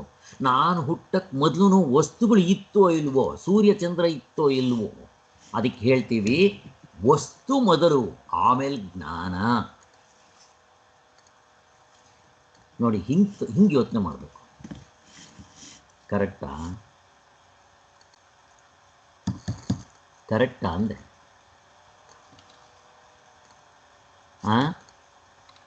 ಯಾರಾದರೂ ಹೇಳಬೇಕು. ಹಲೋ ಕೃಷ್ಣವೇಣಿ ಅವರೇ. ಸರಿ, ಗೊತ್ತಾಗ್ಲಿಲ್ಲ ಸರ್ ಏನ್ ಹೇಳಿದ್ರಿ ಅಂತ. ಈಗ ನಮ್ದಿಷ್ಟೇ, ವಸ್ತು ಫಸ್ಟ, ಜ್ಞಾನ ಫಸ್ಟ ಅಂತ ನಮ್ಮ ಪ್ರಶ್ನೆ ಅಷ್ಟೇ. ಜ್ಞಾನ ಫಸ್ಟ್. ಕರೆಕ್ಟ್ ಗೋಕುಲ ಅವರೇ. ಇದಾರೆ ಅನ್ನೋದು ಗೊತ್ತಾಗೋದು ಜ್ಞಾನದಿಂದನೇ ತಾನೆ. ಅವ್ರು ನಮ್ಗೆ ಹೇಳಿದ್ರೆ ತಾನೆ. ಯಾರಿದ್ರೆ? ತಂದೆ ತಾಯಿ ಅನ್ನೋದು ಹೇಳಿದ್ರೆ ತಾನೆ ನಮ್ಗೆ ಗೊತ್ತಾಗ, ಜ್ಞಾನದಿಂದ ತಾನೆ ಅದು ಗೊತ್ತಾಗೋದು. ಹಂಗಲ್ಲ, ಹಂಗಲ್ಲ. ಇಲ್ಲಿ ಇರು ಫಸ್ಟ ಅಥವಾ ವಸ್ತು ಫಸ್ಟ ಅಂತ ಅಂದ್ಬಿಟ್ಟು ಪ್ರಶ್ನೆ ಬರುತ್ತೆ. ಈಗ ಇಲ್ಲಿ ನಾವು ಯಾವ ಜ್ಞಾನ ತಗೋಬೇಕು ಅಂತ, ನಾವೇನಾದರೂ ಅಕಸ್ಮಾತ್ ಮನಸ್ಸಿನಲ್ಲಿರೋ ಈ ಬುದ್ಧಿ ಇವು ತಗೊಂಡ್ಬಿಟ್ರೆ, ಪ್ರಪಂಚ ಅನಾದಿ ಕಾಲದಿಂದ ಹಾಗೇ ಇದೆ. ನಮ್ಮ ತಂದೆ ನಮ್ಮ ತಾತ ಮೊದಲಿಂದ ಇದ್ದಾರೆ, ನಾನು ನೆನ್ಮನ್ನೆ ಹುಟ್ಟು ಬಂದಿದ್ದೀನಿ ಈ ಪ್ರಪಂಚದಲ್ಲಿ ಅಂತ ತಗೊಂಡಾಗ ವಸ್ತು ಫಸ್ಟು, ಆಮೇಲೆ ಮಗು ಕಣ್ಣು ಬಿಟ್ಟ ಮೇಲೆ ತಾನೇ ಎಲ್ಲರೂ ಕಾಣೋದು, ಮತ್ತು ತಂದೆ ತಾಯಿಗಳು ಕಾಣೋದು, ವಸ್ತುಗಳು ಕಾಣೋದು ಎಲ್ಲ. ಆದ್ದರಿಂದ ವಸ್ತು ಫಸ್ಟು ವ್ಯವಹಾರದ ದೃಷ್ಟಿಯಿಂದ ನೋಡಿದ್ರೆ ಇದು ಹೊಂದೋದಿಲ್ಲ. ಆದರೆ ನಾವು ಯಾವ ಜ್ಞಾನ ಹಿಡ್ಕೋಬೇಕು? ನೀವಿವಾಗ ಇರುವಿನ ಜ್ಞಾನ ಇಟ್ಕೊಳ್ಳಿ, ಅರಿವು, ಅದರಿಂದ ನೋಡಿ. ಅದಕ್ಕೋಸ್ಕರನೇ ಜ್ಞಾನ ಇದ್ರೇನೆ ಈ ವಸ್ತು ಇದೆ ಇಲ್ಲ ಅಂತ ಹೇಳಬೇಕು. ಅದಕ್ಕೆ ಫಸ್ಟ್ ನನ್ನ ಜ್ಞಾನ, ನಾವೇನು ಮಾಡ್ತೀವಿ, ಈ ಬುದ್ಧಿ ಜ್ಞಾನ, ಮನಸ್ಸಿನ ಜ್ಞಾನ ಹಿಡ್ಕೊಂಡ್ಬಿಡ್ತೀವಿ, ಅದು ತಪ್ಪು ಅಂತ ಹೇಳ್ತಾ ಇರೋದು. ಅದಕ್ಕೆ ಜ್ಞಾನ ಫಸ್ಟು. ನಾನಿಲ್ಲಪ್ಪ, ಅರಿವಿಲ್ಲಪ್ಪ, ನಿಮ್ಮ ವಸ್ತು ತೋರಿಸ್ರಿ, ತೋರ್ಸಕ್ಕೆ ಬರೋಲ್ಲ. ಅದಕ್ಕೋಸ್ಕರನೇ ಅರಿವು ಫಸ್ಟು. ಕೃಷ್ಣವೇಣಿಯವರೇ, ನೀವು ಕರೆಕ್ಟಾಗಿ ಹೇಳಿದ್ರಿ. ಮೊದಲನೇ ಸಾರಿ ಹೇಳಿದಾಗ ನೀವು ಕರೆಕ್ಟಾಗಿ ಹೇಳಿದ್ರಿ. ನಾನೇ ಕನ್ಫ್ಯೂಸ್ ಆದ್ನೇನೋ ಅಂತ ಯೋಚನೆ ಮಾಡ್ತಾ ಇದ್ದೆ. ಯಾಕೆ ಅಂತಂದ್ರೆ ನಾವೆಲ್ಲ ಫಸ್ಟ್ ಹಂಗೆ ಯೋಚನೆ ಮಾಡೋದು. ಅದಕ್ಕೋಸ್ಕರ ಈ ಚೆನ್ನಾಗಿ ಮನದಟ್ಟಾಗಲಿ ಅಂತ ಹೇಳಿ ಮತ್ತೆ ಆ ಥರ ಪ್ರಶ್ನೆ ಕೇಳ್ತಾ ಇರೋದು. ಎಷ್ಟು ಚೆನ್ನಾಗಿರುತ್ತೆ ನೋಡಿ. ಇದು ಅನುಭವದ ಮಾತು, ಭಗವತ್ಪಾದರು ಹೇಳ್ತಾರೆ. ಇದನ್ನು ಅಂಥವ್ರಿಂದ ಕೇಳ್ಬೇಕು ನಾವು. ಇಲ್ಲದ್ರೆ ನಮಗೂ ಹೊಳಿಯೋದಿಲ್ಲ ಇದು. ಅವ್ರು ಹೇಳಿದ ಮೇಲೆ ಹೌದು ಅನಿಸುತ್ತೆ. ಮೊದಲು ಜ್ಞಾನ ಫಸ್ಟು, ಫಸ್ಟು. ಇವಾಗ ವಸ್ತು ಮೊದಲು ಇರುತ್ತಾ, ಆತ್ಮ ಮೊದಲು ಇರ್ತಾನ? ಆತ್ಮನೇ ಇರೋದು. ಆನಂದ ಮೊದಲು ಫಸ್ಟಾ, ವಸ್ತುಗಳು ಫಸ್ಟಾನ? ಆತ್ಮನೇ. ಆತ್ಮ, ನಾವು ಆತ್ಮನ ತಗೊಂಡಾಗ ಪ್ರಪಂಚ ಕಾರಣನು ಅವನೇ, ಸೃಷ್ಟಿ ಮಾಡಿದವನು ಅವನೇ, ಸ್ಥಿತಿ ಮಾಡೋವನು ಅವನೇ, ಪ್ರಳಯ ಮಾಡೋದು ಅದೇ. ಹಾಗೆ ತಗೋಬೇಕು. ಆದ್ದರಿಂದ ನಾವು ಈ ರೀತಿ ಚಿಂತನೆ ಮಾಡಬೇಕು. ಜ್ಞಾನ ಫಸ್ಟ, ವಸ್ತು ಫಸ್ಟ ಅಂದರೆ ಜ್ಞಾನವೇ ಫಸ್ಟ್. ಬಟ್ ನಾವು ವ್ಯವಹಾರದಲ್ಲಿ ತೊಗೊಂಡ್ಬಿಟ್ರೆ ನಾವು ಮನಸ್ಸಿನ ಜ್ಞಾನ ಹಿಡ್ಕೊಂಡ್ಬಿಡ್ತೀವಿ ಫಸ್ಟು. ಇವಾಗ ಮಗು ಹುಟ್ಟಕ್ಕೆ ಮೊದಲೇ ತಂದೆ ತಾಯಿಗಳಿದ್ದರು, ಅದರಿಂದ ವಸ್ತು ಮೊದಲೇ ಇರುತ್ತೆ, ಅವಸ್ಥೆ ಮೊದಲೇ ಇರುತ್ತೆ, ಪ್ರಪಂಚ ಮೊದಲೇ ಇರುತ್ತೆ. ಮಗು ಹುಟ್ಟಿದ ಮೇಲೆ ಅದಕ್ಕೆ ಆಮೇಲೆ ಜ್ಞಾನ ಬರುತ್ತೆ. ಇವೆಲ್ಲ ಸರಿ, ನಮ್ಮ ಲೌಕಿಕದ ಜ್ಞಾನ, ಸ್ಕೂಲ್ ಜ್ಞಾನ. ಈ ಜ್ಞಾನ ನಾವು ಹೇಳ್ತಾ ಇಲ್ಲ, ಇದರ ಅಪ್ಪನ್ನು ಹೇಳ್ತಾ ಇದ್ದೀವಿ ನಾವು. ಈಗ ನಿದ್ದೆಗೆ ಹೋಗ್ಬಿಟ್ರೆ ಈ ಜ್ಞಾನ ಎಲ್ಲಿರುತ್ತೆ? ಮನಸ್ಸು ಬರುತ್ತಾ? ಮನಸ್ಸು ನೋಡೋಕ್ಕೆ ಬರುತ್ತಾ ನಿದ್ದೆನ? ನಿದ್ದೆ ಅನುಭವ ಮನಸ್ಸೇನಾದರೂ ಉತ್ತರ ಕೊಡುತ್ತಾ? ಇರುತ್ತಾ? ಅಲ್ಲಿ ಇರೋದಿಲ್ಲ. ಆದ್ದರಿಂದ ಜ್ಞಾನ ಫಸ್ಟ್. ಆದ್ದರಿಂದ ಜ್ಞಾನವೇ ಇರೋದು, ಅರಿವೇ ಇರೋದು. ಹೇಗೆ ನಾವು ಪ್ರಪಂಚ ಇದೆ ಅಂದರೆ ಇರುವಿದೆ ಅಂತ ಹೇಳ್ತಾ ಇದ್ದೀವೋ, ಹಾಗೆ ಮುಂದಕ್ಕೆ ಅರಿವಿನೂ ತೋರಿಸ್ತಾರೆ. ಆ ಥರ ಇಲ್ಲಿ ಯಾಕೆ ಬಂತು ಅಂತಂದರೆ, ಇಲ್ಲಿ ಅದು ಸ್ವಲ್ಪ ಪ್ರಶ್ನೆ ಬಂದಿದೆ, ಅದಕ್ಕೋಸ್ಕರ. ಅವಸ್ಥೆಗಳು ಮೂರೆಂದು ಬಗೆಯುವುದು ಹೇಳುತ್ತಿರುವುದರಿಂದ ಅನುಭವಾನುಸಾರಿಯಾದ ವ್ಯಾಪಕ ಯುಕ್ತಿಯನ್ನು ಉಪಯೋಗಿಸಿ ಅವಸ್ಥೆಗಳು ಅದಕ್ಕಿಂತ ಬೇರೆಯಾಗಿ ಇಲ್ಲವೆಂದು ನಿಶ್ಚಯಿಸಬೇಕು. ಆದ್ದರಿಂದ ಅವಸ್ಥೆಗಳು ಸ್ವತಂತ್ರವಾಗಿರೋದಿಲ್ಲ, ಹಾವು ಸ್ವತಂತ್ರವಾಗಿರೋದಿಲ್ಲ, ಒಡವೆ ಸ್ವತಂತ್ರವಾಗಿರೋದಿಲ್ಲ. ಅದನ್ನು ಡಿಪೆಂಡೆಂಟ್ ಅಂತಾರೆ. ಮತ್ತು ಇಂಡಿಪೆಂಡೆಂಟ್ ಯಾವುದು? ಚಿನ್ನ, ಮಣ್ಣು. ಹಾಗೆ ಆತ್ಮ ಇಂಡಿಪೆಂಡೆಂಟು, ಮಿಕ್ಕಿರೋದೆಲ್ಲ ಡಿಪೆಂಡೆಂಟ್ ಆಗಿರುತ್ತೆ. ಅದಕ್ಕೆ ಆ ಚಿನ್ಮಯಾನಂದರು ಹೇಳಿದಾಗ ಆ ಇರವು ಅಥವಾ ಚಿನ್ನಕ್ಕೆ 3 ಎಕ್ಸಾಂಪಲ್ ಕೊಟ್ಟಿದ್ದರು. ಯಾವುದು ಕಾರಣವಾಗಿರುತ್ತೋ ಅದೇ ಕಾರ್ಯವಾಗಿ ತೋರಬೇಕು, ಬೇರೆ ತೋರಕ್ಕೆ ಬರೋಲ್ಲ. ಮಣ್ಣೇ ಮಡಿಕೆಯಾಗಿ ತೋರಬೇಕು ಒಂದು. ಎರಡನೇದು ಕಾರಣ ಸಿಂಗ್ಯುಲರ್, ಮತ್ತು ಆ ತೋರುತ್ತಲ್ಲ ವಸ್ತುಗಳು ಅದು ಪ್ಲೂರಲ್. ಆತ್ಮನೋ ಅದ್ವೈತ. ಅವಸ್ಥೆಗಳಲ್ಲಿ ದೃಶ್ಯ ಪ್ರಪಂಚದಲ್ಲಿ ತೋರುತ್ತಲ್ಲ ಅದು ದ್ವೈತ. ಮತ್ತು ಕಾರಣವೇ ಕಾರ್ಯವನ್ನೆಲ್ಲ ಪೂರ್ತಿ ವ್ಯಾಪಿಸಿರುತ್ತೆ ಅಂತ ತಗೋಬೇಕು. ಅಂದರೆ ಆತ್ಮನೇ ಅನಾತ್ಮವನ್ನೆಲ್ಲ ವ್ಯಾಪಿಸಿರ್ತಾನೆ, ಅವಸ್ಥೆಗಳನ್ನೆಲ್ಲ ವ್ಯಾಪಿಸಿರ್ತಾನೆ ಅಂದರೂ ಒಂದೇ, ಆತ್ಮನೇ ಇರೋದು ಅಂತಂದರೂ ಒಂದೇ. ಅಲ್ಲಿಗೆ ನಾನು ಅನಾತ್ಮ ಇದೆ ಅಂತ ಹೇಳಲ್ಲ, ಆತ್ಮ ಇದೆ ಅಂತ ಹೇಳ್ತೀನಿ. ಹಾವಿದೆ ಅಂತ ಹೇಳಲ್ಲ, ಹಗ್ಗ ಇದೆ ಅಂತ ಹೇಳ್ತೀನಿ. ಒಡವೆ ಇದೆ ಅಂತ ಹೇಳಲ್ಲ, ಮಡಕೆ ಕುಡಿಕೆ ಇದೆ ಅಂತ ಹೇಳಲ್ಲ, ಚಿನ್ನ ಇದೆ, ಮಣ್ಣಿದೆ ಅಂತ ಹೇಳ್ತೀನಿ. ಹೀಗೆ ತಗೋಬೇಕು. ಸೊ ಈ 3 ರೂಲ್ಸ್ ಇಟ್ಕೊಳ್ಳಿ ಕಾರ್ಯಕಾರಣ ಭಾವಕ್ಕೆ. ಯಾವುದು ಕಾರಣವಿರುತ್ತೋ ಅದೇ ಕಾರ್ಯವಾಗಿ ತೋರ್ಕೋಬೇಕು. ಮತ್ತಿನ್ನೊಂದು ಮುಂದಕ್ಕೆ ತೋರಿಸ್ತಾರೆ, ಪರಿಣಾಮ ಆಗೋದಿಲ್ಲ. ಚೆನ್ನಾಗಿ ತಿಳ್ಕೊಳ್ಳಿ, ಅಲ್ಲೇ ನೋಡೋಣ, ಅಲ್ಲಿ ಕ್ಲೀನಾಗಿ ನೋಡೋಣ. ಒಂದು ಕಾರಣವೇ ಕಾರ್ಯವಾಗಿ ತೋರಬೇಕು, ಬೇರೆ ದಾರಿನೇ ಇಲ್ಲ, ಬೇರೆ ಇನ್ನೊಂದು ಕಾಸ್ ಇಲ್ಲ. ಎರಡನೇದು ಯಾವತ್ತು ಕಾರಣ ಸಿಂಗ್ಯುಲರು, ಕಾರ್ಯ ಅಂದರೆ ಅದರ ರಿಸಲ್ಟ್ ಫಲ ಪ್ಲೂರಲ್. ಮತ್ತು ಕಾರಣವೇ ಕಾರ್ಯವನ್ನೆಲ್ಲ ಪೂರ್ತಿ ವ್ಯಾಪಿಸಿರುತ್ತೆ ಅಂತಂದರು ಒಂದೇ. ಕಾರಣವೇ ಇರೋದು ಅಂದರೆ ಆತ್ಮನೇ ಇರೋದು, ಚಿನ್ನವೇ ಇರೋದು ಅಂತಂದರು ಒಂದೇ, ಎಲ್ಲ ಒಂದೇ. ಈ 3 ಚೆನ್ನಾಗಿ ಜ್ಞಾಪಕ ಮಾಡ್ಕೊಳ್ಳಿ, ಕಟ್ ಮಾಡ್ಕೊಬೇಡಿ ಬೇಕಾದರೆ.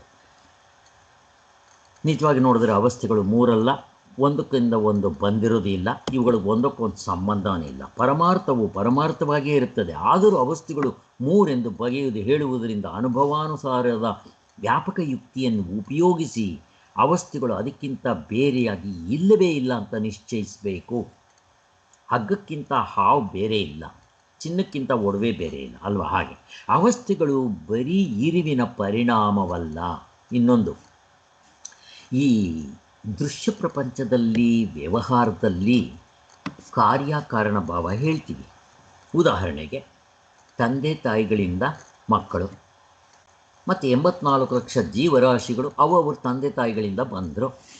ಬೀಜದಿಂದ ಮರ ಬಂತು, ಚಿನ್ನದಿಂದ ಒಡವೆ ಬಂತು, ಮಣ್ಣಿನಿಂದ ಮಡಿಕೆ ಬಂತು. ಇದು ಕಾರ್ಯಕಾರಣ ಭಾವವೇ. ಆದರೆ ಮಣ್ಣೇ ಮಡಕೆಯಾಗಿ ತೋರೋದಿಲ್ಲ, ಅದೊಂದೇ ಸಾಕಾಗೋದಿಲ್ಲ. ಅದಕ್ಕೇನು ಬೇಕು ಹೇಳಿ? ಮಣ್ಣು ಮಡಕೆಯಾಗಬೇಕಾದ್ರೆ ನೀರಿರಬೇಕು. ಆಮೇಲೆ ಅದನ್ನು ಮಣ್ಣಲ್ಲಿ ಹಾಕಿ ಚೆನ್ನಾಗಿ ಅವನು ಕುಂಬಾರ ತುಳಿಬೇಕು, ಅದನ್ನು ಜೇಡಿ ಮಣ್ಣು ಮಾಡಬೇಕು. ಅದಾದಮೇಲೆ ಏನು ಮಾಡಬೇಕು? ಅವನು ಅದನ್ನು ಚಕ್ರದ ಮೇಲೆ ತಿರುಗಿಸ್ಬೇಕು, ಆಮೇಲೆ ಬೆಂಕಿಲಿ ಸುಡಬೇಕು, ಗಟ್ಟಿಯಾಗಬೇಕಾದ್ರೆ. ಎಷ್ಟು ಕೆಲಸ ಬಂತು ಅಲ್ಲಿ? ಉಪಾದಾನ ಕಾರಣ, ನಿಮಿತ್ತ ಕಾರಣ, ಸಹಕಾರಿ ಕಾರಣ, ಮಾಡೋನೊಬ್ಬ ಬೇಕು. ಇಷ್ಟೆಲ್ಲ ಆದಮೇಲೆ ಮಣ್ಣು ಮಡಕೆ ಆಯಿತು ಅಷ್ಟೇ. ಹಾಗೆ ಆದರೆ ಆತ್ಮನು ಕಾರಣ, ಈ ಅವಸ್ಥೆಗಳು ಕಾರ್ಯ ಅಂತ ಅನ್ನೋವಾಗ ಹೀಗಿಲ್ಲ. ಎಷ್ಟು ಚೆನ್ನಾಗಿದೆ ನೋಡಿ. ಏನಪ್ಪ ಪರಿಣಾಮ ಆಯ್ತಿಲ್ಲಿ? ಆತ್ಮನೇನಾದರೂ ಪರಿಣಾಮ ಆದ್ನ? ತಂದೆ ತಾಯಿಗಳು ಮಕ್ಕಳಿಗೆ ಜನ್ಮ ಕೊಟ್ಟ ಮೇಲೆ ವೀಕ್ ಆಗಿಬಿಡ್ತಾರೆ, ವಯಸ್ಸಾಗ್ತಾರೆ, ಒಂದು ಸಾರಿ ಇಲ್ದಂಗೆ ಸತ್ತು ಹೋಗ್ಬಿಡ್ತಾರೆ. ಇದು ಕಾರ್ಯಕಾರಣ ಭಾವದ ಎಫೆಕ್ಟ್. ಎಲ್ಲಿ? ಲೋಕದಲ್ಲಿ, ಎಚ್ಚರದಲ್ಲಿ, ಕನಸಿನಲ್ಲಿ. ಆದರೆ ಆತ್ಮನು ಹೀಗೆ ಪರಿಣಾಮ ಆಗೋದಿಲ್ಲ. ಮತ್ತೇನಾಗ್ತಾನೆ? ಆತ್ಮನು ತೋರಿಕೊಳ್ಳುವ ಬಗೆ ಅಷ್ಟೇ. ಆತ್ಮನೇ ಹಿಂಗೆ ತೋರ್ಕೊತಾನೆ, ಹಗ್ಗವೇ ಹಾವಾಗಿ ತೋರ್ಕೊಳ್ಳುತ್ತೆ. ಹೇಳುವಾಗ ಹೇಳ್ತೀವಿ ಎಕ್ಸಾಂಪಲ್ಗಳನ್ನ. ಚಿನ್ನವೇ ಆಭರಣವಾಗಿ ತೋರ್ತು, ಮಣ್ಣೇ ಮಡಕೆಯಾಗಿ ತೋರ್ತು. ಆದರೆ ಇಲ್ಲಿ ಹೇಳೋ ಕಾರ್ಯಕಾರಣ ಭಾವಕ್ಕೂ, ನಿದ್ದೆ ಮತ್ತು ಆತ್ಮನಿಗೆ ಹೇಳೋ ಅಂದರೆ ಅವಸ್ಥೆಗಳಿಗೂ ಮತ್ತು ಆತ್ಮನಿಗೆ ಹೇಳೋ ಕಾರ್ಯಕಾರಣ ಭಾವಕ್ಕೂ ಇಷ್ಟು ವ್ಯತ್ಯಾಸ ಇದೆ. ಇವು ಎಚ್ಚರದಲ್ಲಿ ಇದು ಒಂದರಿಂದನೇ ಆಗೋದಿಲ್ಲ. ಈಗ ಉದಾಹರಣೆಗೆ ಹಾಲಿದೆ, ಹಾಲಿಂದ ಮೊಸರು ಮಾಡಬೇಕು. ಏನು ಅದೇ ಆಗ್ಬಿಡುತ್ತೇನೋ? ಏನು ಮಾಡಬೇಕು? ಅದನ್ನು ಹಾಲಿಂದ ಮೊಸರು ಆಗಬೇಕಾದ್ರೆ ಹೆಪ್ಪಾಕಬೇಕು. ಅಲ್ಲಿ ಸ್ವಲ್ಪ ಕೆಮಿಕಲ್ಸ್ ಆಗುತ್ತೆ, ಕ್ರಿಯೆ ನಡೆಯುತ್ತಲ್ಲಿ, ಏನೋ ಆಗುತ್ತಲ್ಲಿ, ಚೇಂಜಸ್ಸು, ಪರಿಣಾಮವಾಗುತ್ತೆ. ಆಮೇಲೆ ಏನಾಗುತ್ತೆ? ಮೊಸರಾಗುತ್ತೆ. ಮೊಸರನ್ನ ಕಡಿದ್ರೆ ಬೆಣ್ಣೆ ಆಗುತ್ತೆ, ಬೆಣ್ಣೆನ ಕಾಯಿಸಿದ್ರೆ ತುಪ್ಪ ಆಗುತ್ತೆ. ಇಷ್ಟು ಚೇಂಜಸ್ ಆಗಬೇಕು. ಇದನ್ನು ಪರಿಣಾಮ ಅಂತಾರೆ. ನಿಮ್ಮ ಆತ್ಮನ ಅವಸ್ಥೆ ಅನಾತ್ಮವಾಗಿ ತೋರ್ಕೋಬೇಕಾದ್ರೆ ಇಷ್ಟೆಲ್ಲ ಬೇಕೇ? ಅವಸ್ಥೆಗಳಾಗಿ ತೋರ್ಬೇಕಾದ್ರೆ ಇಷ್ಟೆಲ್ಲ ಬೇಕೇ? ಆಗಬೇಕೇ? ಇವು ಎಚ್ಚರದಲ್ಲಿ ಅವಸ್ಥೆಯಲ್ಲಿರಬೇಕು, ದೇಶ ಕಾಲಕ್ಕೆ ಒಟ್ಪಟ್ಟಿರಬೇಕು. ಇದು ಒಂದೇ ಇದ್ದರೆ ಆಗಲ್ಲ, ಅರ್ಧ ಡಜನ್ ಇರಬೇಕು. ಆಧ್ಯಾತ್ಮಿಕ, ಆದಿಭೌತಿಕ, ಆದಿದೈವಿಕ, ದೇಶ ಕಾಲ ಕಾರ್ಯಕಾರಣ ಭಾವ ಇಷ್ಟಿರಬೇಕು. ಇಷ್ಟಿದ್ದರೆ ಈ ಪರಿಣಾಮ ಆಗೋದು, ತೋರೋದು. ಹೋಗಲಿ, ಬೀಜದಿಂದ ಮರ ಬಂತು, ಮತ್ತು ಬೀಜ ಉಳ್ಕೊಂಡಿರ್ತಾ ಇರೋಲ್ಲ. ತಂದೆ ತಾಯಿಗಳಿಂದ ಮಕ್ಕಳು ಬಂದರು, ತಂದೆ ತಾಯಿಗಳಿರ್ತಾರ, ಒಂದಿನ ಗೊಟಕಂತ ಹೋಗ್ಬಿಡ್ತಾರೆ. ಹಾಗೆ ಆದರೆ ನಿಮ್ಮ ಆತ್ಮನಿಂದ ಬರೋ ಈ ಪ್ರಪಂಚ ಹಂಗಾಗೋದಿಲ್ಲ. ಅದು ಹೇಳುತ್ತೆ. ಸೊ ನೀವು ಇಷ್ಟು ಅರ್ಥ ಮಾಡ್ಕೋಬೇಕಪ್ಪ. ಪರಿಣಾಮ ಆಗಬೇಕಾದ್ರೆ ಅದಕ್ಕೆ ದೇಶ ಇರಬೇಕು, ಕಾಲ ಇರಬೇಕು, ನಿಮಿತ್ತ ಇರಬೇಕು. ನಾನು ಬೀಜ ಭೂಮಿಗೆ ಹಾಕಿದ ತಕ್ಷಣ ಬರೋಲ್ಲ, ಅದಕ್ಕೆ ಗೊಬ್ಬರ ಹಾಕಬೇಕು, ಮಣ್ಣು ಬೇಕು, ನೀರು ಹಾಕಬೇಕು, ಬೇಲಿ ಕಟ್ಟಬೇಕು, ಅದಕ್ಕೆ ರೈತ ಬೇಕು. ಇಷ್ಟು ಪರಿಣಾಮ ಆಗುತ್ತೆ. ಅವು ವಸ್ತುವಿನ ಪರಿಣಾಮಕ್ಕೆ ಬೇಕಾದ ಉಪಾಧಿಗಳು. ಅವಸ್ಥೆಯಲ್ಲಿ ಇಷ್ಟು ಉಪಾಧಿಗಳು ಇರಬೇಕು, ಅರ್ಧ ಡಜನ್ ಇರಬೇಕು ನೋಡ್ರಿ. ಆಗ ಇದನ್ನು ಪರಿಣಾಮ ನಿತ್ಯತ್ವ ಅಂತೀವಿ. ಪರಿಣಾಮ ದೇಶ ಕಾಲಗಳ ಪರಿಣಾಮವ. ಆದರೆ ಈ ದೇಶ ಕಾಲ ನಿಮಿತ್ತಗಳು, ದೇಶ ಕಾಲ ನಿಮಿತ್ತಗಳೇನು ಪರಿಣಾಮ ಆಗೋದಿಲ್ಲ. ಅವು ವಸ್ತುವಿನ ಪರಿಣಾಮಕ್ಕೆ ಬೇಕಾದ ಉಪಾಧಿಗಳು. ಹಾಗೆ ಹೇಳಬೇಕು ಅಂತಂತಂದರೆ ಆತ್ಮ ಸತ್ಯ, ಜಗತ್ತು ಮಿಥ್ಯ ಇಲ್ಲ. ಫಸ್ಟ್ ಆಫ್ ಆಲ್ ಒಂದು ಹಾವಿಲ್ಲಪ್ಪ. ಹಾವು ಯಾವಾಗ ಇಲ್ವೋ ಅದು ನಾಗರ ಹಾವ, ಅದು ನೀರು ಹಾವ, ಚಿಕ್ಕ ಹಾವ, ದೊಡ್ಡ ಹಾವ, ಅದಕ್ಕೆ ಹಲ್ಲುಗಳಿದೆಯಾ, ಯಾರಾದರೂ ಕಿತ್ತಿದ್ದಾರಾ, ವಿಷ ಇದೆಯಾ ಇಲ್ವಾ, ಇಷ್ಟು ಪ್ರಶ್ನೆ ಬರುತ್ತೆ. ಹಾವೇ ಇಲ್ಲ ಅಂದಮೇಲೆ ಏನು ಬರುತ್ತೆ? ಅದೇ ರೀತಿ ಆತ್ಮನ್ ತಿಳ್ಕೊಂಡಾಗ ನಿಮಗೆ ಪ್ರಪಂಚ ಅವಸ್ಥೆ ಅನ್ನೋ ಪ್ರಶ್ನೆ ಇಲ್ಲ. ಅವಸ್ಥೆ ಅನ್ನೋ ಪ್ರಶ್ನೆ ಇಲ್ಲದೆ ಇದ್ಮೇಲೆ ಅವಸ್ಥೆ ಒಳಗಡೆ ಅರ್ಧ ಡಜನ್ ಕ್ವಶನ್ ಎಲ್ಲಿದೆ? ಈಗ ಅದು ಪರಿಣಾಮ ಆಗುತ್ತೆ. ಇದು ಕಾರ್ಯಕಾರಣ ಭಾವ. ಕ್ವಶನ್ ಎಲ್ಲಿದೆ ಸ್ವಾಮಿ? ಏನಿಲ್ಲ. ಆದರೆ ನಾವು ಸಾಮಾನ್ಯವಾಗಿ ಸುಷುಪ್ತಿ ಎಂದು ಕರೆಯುವ ಬರೀ ಇರುವಿನ ರೂಪನಾದ ಆತ್ಮನಲ್ಲಿ ನಾವು ಗಾಢನಿದ್ರೆಯಲ್ಲಿ ಆತ್ಮನಾಗಿರ್ತೀವಲ್ಲ, ಅಲ್ಲಿ ಕಾಲವಾಗಲಿ ದೇಶವಾಗಲಿ ಕಾರ್ಯಕಾರಣ ಭಾವ ಆಗಲಿ ಇರುತ್ತಾ? ಇರೋದಿಲ್ಲ. ಆತ್ಮನು ದೇಶಕಾಲ ನಿಮಿತ್ತಿಗಳಿಗೆ ತಿರುಳಾಗಿರ್ತಾನೆ. ನಿಮ್ಮ ದೇಶ ಕಾಲ ಕಾರ್ಯಕಾರಣ ಭಾವ ಅಂತ ಏನು ಹೇಳ್ತೀರೋ ಅದು ತೋರ್ಬೇಕಾದ್ರೂ ಆತ್ಮನ ಇರವನ್ನು ಸಾಲ ತೊಗೊಂಬರ್ಬೇಕು. ನಿಮ್ಮ ಒಡವೆನಲ್ಲಿ ಆ ಒಂದು ಹುಕ್ ಅಂತಿರುತ್ತಲ್ಲ, ಅದು ತೋರ್ಕೋಬೇಕಾದ್ರೂ ಚಿನ್ನವೇ ತೋರ್ಕೋಬೇಕು. ಹಾಗೆ ಯಾವುದೇ ಆಗಲಿ. ಆದ್ದರಿಂದ ಬರಿಯ ಇರುವೆ ದೇಶಕಾಲ ನಿಮಿತ್ತಿಗಳಿಗೆ ಆಗಿ ತೋರ್ಕೊಳ್ತಾ ಇದೆ. ನೀವು ದೇಶಕಾಲ ಅಂತನ್ನಿ, ಅನಾತ್ಮ ಅಂತನ್ನಿ, ಅವಸ್ಥೆ ಅಂತನ್ನಿ, ಅರ್ಧ ಡಜನ್ ಅಂತನ್ನಿ, ಆತ್ಮನೇ ಹಾಗೆ ತೋರ್ಕೋಬೇಕು, ಬೇರೆ ದಾರಿ ಇಲ್ಲ. ಹೆಂಗಿದೆ ನೋಡಿ. ಸೊ ಎರಡಕ್ಕೂ ವ್ಯತ್ಯಾಸ ಚೆನ್ನಾಗಿ ಅರ್ಥ ಆಯಿತು. ನಮಗೆ ದೃಶ್ಯ ಪ್ರಪಂಚದಲ್ಲಿ ಅಥವಾ ವ್ಯವಹಾರದಲ್ಲಿ ನಾವು ಕಾರ್ಯಕಾರಣ ಭಾವ ಅಂತ ಹೇಳೋದಕ್ಕೂ ಆತ್ಮನಲ್ಲಿ ಕಾರ್ಯಕಾರಣ ಭಾವ ಅಂತ ಹೇಳ್ತೀವಿ. ಹೇಳುವಾಗ ಇಷ್ಟು ವ್ಯತ್ಯಾಸ ಇರುತ್ತೆ. ಆದ್ದರಿಂದ ದೇಶಕಾಲ ನಿಮಿತ್ತಿಗಳ ಬಯಕೆ ಇಲ್ಲದೆ ಆಗುವ ಈ ಕಾರ್ಯವು ಲೋಕಸಿದ್ಧವಾದ ಪರಿಣಾಮವಲ್ಲ. ಆತ್ಮಂದು ಕಾರ್ಯಕಾರಣ ಭಾವ ಅಂತ ಹೇಳ್ತೀವಿ. ಈ ಪ್ರಪಂಚ ಹೆಂಗಪ್ಪ ಸೃಷ್ಟಿಯಾಯಿತು? ಆತ್ಮನಿಂದ ಅಂತ ಹೇಳ್ತೀವಿ. ಯಾಕೆ ಹೇಳ್ತೀವಿ? ಎಗೇನ್ ಅಧ್ಯಾರೋಪ ಅಪವಾದ. ಯಾಕೆ? ನಾವು ಎಚ್ಚರದಲ್ಲಿದ್ದೀವಿ. ನಾನು ಕೇಳ್ತೀನಿ ಹೆಂಗೆ ಹುಟ್ಟಿದೆ ಅಂತ. ನಿಮ್ಮ ತಂದೆ ತಾಯಿಗಳಿಂದ ಅವ್ರು ಹೆಂಗೆ ಹುಟ್ಟಿದ್ರು, ಅವ್ರ ತಂದೆ ತಾಯಿಗಳಿಂದ ಅವ್ರು ಹೆಂಗೆ ಹುಟ್ಟಿದ್ರು, ಅವ್ರ ತಂದೆ ತಾಯಿಗಳಿಂದ, ಕೊನೆಗೆ ಯಾರೋ ಒಬ್ಬರಿಂದ ಬರಬೇಕಲ್ಲ. ಯಾರಿಂದ? ದೇವರಿಂದ. ಹಂಗೆ ತಗೊಂಬರ್ತೀವಿ. ಎಲ್ಲದಕ್ಕೂ ಕಾರಣ ಅಂತ ತಗೊಂಬರ್ತೀವಿ. ಆಮೇಲೆ ನೀವು ತತ್ವದಲ್ಲಿ ನಿಲ್ಲಿ. ಆಮೇಲೆ ನೋಡಿ, ಆತ್ಮನಾಗಿ ನಿಂತಾಗ ಯಾಕೆ ಗಾಢನಿದ್ರೆಯಲ್ಲಿ ಪ್ರಶ್ನೆ ಬರೋಲ್ಲ ನಮಗೆ. ಯಾಕೆ? ನಾವು ಆತ್ಮನಾಗಿರ್ತೀವಿ. ಎಚ್ಚರದಲ್ಲೂ ನೀವು ಆತ್ಮನ ಸಾಧನೆ ಮಾಡಿ ಕಂಡುಕೊಂಡ್ರೆ ಯಾಕೆ ನೀವು ಆತ್ಮನಾಗಿ ಆತ್ಮ ಸಾಕ್ಷಾತ್ಕಾರ ಕಂಡುಕೊಂಡ ಮೇಲೆ ಇರೋದಲ್ಲ. ಈಗಲೇ ನೀವು ಸರಿಯಾಗಿ ವಿಚಾರ ಮಾಡಿದ್ರೆ ಇಲ್ಲವೇ ಇಲ್ಲ ಅಂತ ನಮ್ಗೆ ಈವಾಗಲೇ ಗೊತ್ತಾಗುತ್ತೆ. ಇದನ್ನೇ ಚೆನ್ನಾಗಿ ಮನಸ್ಸಿನಲ್ಲಿ ಮೆಲುಕಾಕಬೇಕು. ಯಾರಿಗಿದು ಅವಸ್ಥಾತ್ರಯ ವಿಚಾರನ ಶುದ್ಧವಾದ ಶಂಕರಾಚಾರ್ಯರ ವಿಚಾರದ ಪ್ರಕಾರ ಚಿಂತನೆ ಮಾಡ್ತಾರೋ ಅವ್ರಿಗೆ ಈಗಲೇ ಪ್ರಪಂಚ ಇಲ್ಲ ಅಂತ ಕ್ಲೀನಾಗಿ ಗೊತ್ತಾಗತ್ತೆ. ಎಷ್ಟೋ ವೈರಾಗ್ಯ ಬರೋಕ್ಕೆ ಶುರುವಾಗುತ್ತೆ ಅವ್ರಿಗೆ. ಇದರಲ್ಲಿ ಮೋಹ ತಾಧ್ಯಾತ್ಮ ಕಡಿಮೆ ಆಗೋಕ್ಕೆ ಶುರುವಾಗುತ್ತೆ. ಹಿಂಗೆ ಚಿಂತನೆ ಮಾಡಿದ್ರೆ, ಮನಸ್ಸಿನಲ್ಲಿ ಮೆಲುಕು ಹಾಕ್ತಾ ಇದ್ದರೆ, ಜೊತೆಗೆ ಸ್ವಲ್ಪ ಸಾಧನೆ ಮಾಡ್ತಾಯಿದ್ರೆ, ಸಾಧನೆ ಮಾಡದೆ ಸುಮ್ಮನೆ ಎಷ್ಟು ಪುಸ್ತಕ ಬೇಕಾದರೂ ಓದಿ ಸ್ವಾಮಿ, ಎಷ್ಟು ಪುಸ್ತಕ ಬೇಕಾದರೂ ಬರೀರಿ, ಎಷ್ಟು ಪ್ರವಚನ ಬೇಕಾದರೂ ಮಾಡಿ, ಎಷ್ಟು ಜನ ಹೇಳೋದನ್ನು ಕೇಳ್ರಿ, ಏನೇನೂ ಬದಲಾವಣೆ ಆಗೋದಿಲ್ಲ. ಸಾಧನೆ ಮಾಡಲಿಲ್ವಾ ಉಪಯೋಗ ಇಲ್ಲ. ಸಾಧನೆ ಮಾಡಬೇಕು. ಸಿಂಪಲ್ ಜಪ ಇಟ್ಕೊಳ್ಳಿ. ಮಿಕ್ಕಿರೋದೆಲ್ಲ ಸಾಧನೆಗಳು ಭಗವದ್ಗೀತೆಯಲ್ಲಿ ಹೇಳಿದೆ, ಅವುಗಳನ್ನ ಸೇರಿಸ್ಕೊಳ್ಳಿ. ಆದ್ದರಿಂದ ದೇಶಕಾಲ ನಿಮಿತ್ತಿಗಳ ಬಯಕೆ ಇಲ್ಲದೇ ಆಗುವ ಈ ಕಾರ್ಯವು ಲೋಕಸಿದ್ಧವಾದ ಪರಿಣಾಮವಲ್ಲ. ಬೀಜವು ಮರವಾಗಿ ಪರಿಣಮಿಸುವಾಗ ಎಷ್ಟು ಬದಲಾವಣೆ ಆಗಬೇಕು ನೋಡಿ. ಬೀಜ ಭೂಮಿಗೆ ಹಾಕ್ತೀರ, ರೈತ ಹಾಕಬೇಕು, ಆಯಿತು, ಅದಷ್ಟು ಕಡೆ ಬಿತ್ತು, ಅದಕ್ಕೆ ನೀರು ಬೇಕು, ಅದು ಒಡ್ಕೋಬೇಕು, ಮತ್ತು ತನ್ನ ರೂಪವನ್ನು ಪೂರ್ತಿಯಾಗಿ ಮರೆಸ್ಕೊಂಡು ಮರವಾಗಬೇಕು. ಆದರೆ ಕೊನೆಗೆ ನೀವು ಬೀಜ ತೋರಿಸಿದ್ರೆ ಬೀಜ ಇರಲ್ಲ, ಅಲ್ಲಿ ಮರ ಆಗಿಬಿಟ್ಟಿರ್ತದು. ಚಿನ್ನದಿಂದ ಆಭರಣ ತೋರಿಸಿದ್ಮೇಲೆ ತಿರ್ಗಾ ನಿಮ್ಮ ಚಿನ್ನ ತೋರಿಸಿದ್ರೆ ಇರೋಲ್ಲ, ಚಿನ್ನವೇ ಆಭರಣ. ಚಿನ್ನದ ಅಂಗಡಿಗೆ ಹೋಗ್ತೀರಾ, ಚಿನ್ನ ಕೊಟ್ಬಿಟ್ಟು ಸರ ಮಾಡಿಕೊಡ್ರಿ ಅಂತಾರೆ, ಅವ್ನು ಮಾಡಿಕೊಡ್ತಾನೆ. 15 ದಿವಸ ಆದಮೇಲೆ ತೊಗೊತೀರ. ನೀವು ನನಗೆ ಒಡವೆ ಕೊಟ್ರಿ, ನಾನು ಚಿನ್ನ ಕೊಡ್ರಿ ಅಂತ ಹೇಳಿದ್ರೆ ಏನು ಹೇಳ್ತಾನೆ? ಕಪಾಳಕ್ಕೆ ಹೊಡಿತಾನಲ್ವ. ಹಾಗೆ ಅಲ್ಲಿ ಇರೋದಿಲ್ಲ. ಆದರೆ ನಮ್ಮ ಆತ್ಮನು ಹೆಂಗಿರ್ತಾನೋ ಹಾಗೆ ಇರ್ತಾನೆ. ಅವನು ಬದಲಾವಣೆ ಆಗೋದಿಲ್ಲ. ಅವನಿಂದ ಮತ್ತೆ ಪ್ರಪಂಚ ಸೃಷ್ಟಿ ಆಗುತ್ತೆ. ಇಷ್ಟು ವಿಧವಾಗಿರುತ್ತಪ್ಪ, ಪ್ಲೂರಾಲಿಟಿ. ಮತ್ತು ಅವನು ಮಾತ್ರ ಹಾಗೇ ಇರ್ತಾನೆ.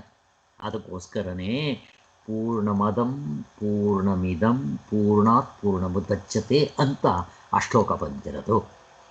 ಅದು ಪೂರ್ಣ, ಇದು ಪೂರ್ಣ. ಇಲ್ಲಿ ಇದು ಅಂತಂದಿದ ತಕ್ಷಣ ಮಡಿಕೆ ಕುಡಿಕೆ ಶಾವ ಒಡವೆಗಳು ತಗೋಬಾರ್ದು. ಆ ಮೊಳಕೆಗೆ ಆಧಾರವಾಗಿರೋ ಮಣ್ಣು ತಗೋಬೇಕು, ಚಿನ್ನಕ್ಕೆ ಒಡವೆಗಳಿಗೆ ಆಧಾರವಾಗಿರೋ ಚಿನ್ನ ತಗೋಬೇಕು, ಹಂಗೆ ತಗೋಬೇಕು. ಆದರೆ ಇಲ್ಲಿ ನಾನು ಕರಗಿಸ್ಬೇಕು, ಮತ್ತೆ ಅದು ವಾಪಸ್ ಹೋಗಬೇಕಾದ್ರೆ ಇಲ್ಲಿ ಎಂಥದ್ದು ಇಲ್ಲ. ನಿದ್ದೆಗೆ ಹೋಗಿ ತೋರೋದಿಲ್ಲ, ಕನಸ್ಗೋಗಿ ಇರೋದಿಲ್ಲ. ನೋಡಿ ಹೆಂಗಿದೆ, ಇಷ್ಟೇ ಸಿಂಪಲ್. ದೇವರು ಪ್ರತಿದಿನ ಕೊಡ್ತಾನೆ, ನಾವು ಪ್ರತಿದಿನ ನೋಡ್ಕೊತಾ ಇದ್ದೀವಿ. ನಿಮ್ಮ ಒಡವೆನಾದರೂ ಕರಗಿಸ್ಬೇಕು ಸ್ವಾಮಿ, ಇದು ಏನು ಮಾಡಬೇಕಾಗಿಲ್ಲ. ಆದರೂ ಕೂಡ ನಮಗೆ ಇದನ್ನು ಹಿಡ್ಕೊಳ್ಳೋದು ಕಷ್ಟ ಆಗ್ತಾ ಇದೆಯಲ್ಲ, ಸಾಧನೆ ಕೊರತೆ ಇರೋದ್ರಿಂದ. ಆದರೆ ಬರಿಯ ಇರುವು ಎಚ್ಚರವಾಗಿ ಅಥವಾ ಕನಸವಾಗಿ ಮಾರ್ಪಡುವಾಗ ಹೀಗೆ ತನ್ನ ರೂಪವನ್ನೇನು ಮರೆಸಿಕೊಳ್ಳುವುದಿಲ್ಲ. ಹೇಳುವಾಗ ನಂಗೆ ಹೇಳಿದ್ದಾರೆ ಅಷ್ಟೇ. ಮತ್ತೇನಾಗುತ್ತೆ, ಆತ್ಮನು ಅವಸ್ಥೆಯಾಗಿ ತೋರಿಕೊಳ್ಳುವ ಬಗೆ ಮತ್ತು ಪರಿಣಾಮ ಆಗೋದಿಲ್ಲ. ಇಲ್ಲಿ ತೋರಿಕೊಳ್ಳುವ ಬಗೆ ಅಷ್ಟೇ. ಅವನು ತೋರ್ಕೊತಾನ, ಹಾಗೆ ಇರ್ತಾನೆ. ಅವನು ಪೂರ್ತಿ ಇರ್ತಾನೆ, ಇವನು ಪೂರ್ತಿ ಇರ್ತಾನೆ. ಆದರೆ ಮತ್ತೆ ಅವನು ಹಾಗೆ ಇರ್ತಾನೆ, ಏನೂ ಕಡಿಮೆ ಆಗೋದಿಲ್ಲ. ಇಲ್ಲಿ ಅದು ಎಚ್ಚರ ಕನಸುಗಳಲ್ಲಿಯೂ ಹಾಗೇ ಇದ್ದುಕೊಂಡಿರುತ್ತೆ. ಅವನು ಎಚ್ಚರವಾಗಿ ತೋರ್ತಾನಲ್ವ, ಎಚ್ಚರದಲ್ಲಿ ಆತ್ಮ ಇರ್ತಾನಲ್ವ, ಅವನು ಹೇಗಿರ್ತಾನೆ, ಪೂರ್ಣವಾಗಿರ್ತಾನೆ. ಮತ್ತು ಈ ಮುಷ್ಟೆ ಮೋರೆ ಅಂತ ಅನ್ಕೋಬೇಡಿ. ಇಲ್ಲಿ ಈ ಮುಷ್ಟೆ ಮೋರೆ ಅಂತ ಹೇಳಿದ ತಕ್ಷಣ ಇಲ್ಲಿ ನಾನು ನನ್ನದು ಇರುತ್ತೆ. ನಾನು ಅಂತಂದರೆ ನಿಜವಾದ ನನ್ನ ಸ್ವರೂಪ ಗಾಢನಿದ್ದರಲ್ಲಿರೋದು. ನನ್ನದು ಅಂತಂದ್ರೆ ನಾವಿಟ್ಕೊಂಡಿದ್ದೀವಲ್ಲ ಮುಷ್ಟೆ ಮೋರೆ. ಕನ್ನಡಿ ಮುಂದೆ ನಿಂತ್ಕೊಂಡ್ರೆ ಗಂಡಸು ಹೆಂಗಸು ಇಷ್ಟು ಅಗಲ ಇದ್ದೀನಿ, ದೊಡ್ಡದಾಗಿದ್ದೀನಿ, ಇದನ್ನು 19 ಮುಖಗಳು ಅಂತೀವಲ್ಲ, ಇದು ನನ್ನದು. ನೀವೇ ಹೇಳ್ತಿರೋದು, ನಾವೇ ಹೇಳ್ತೀವಲ್ಲ, ದೇಹ ನನ್ನದು.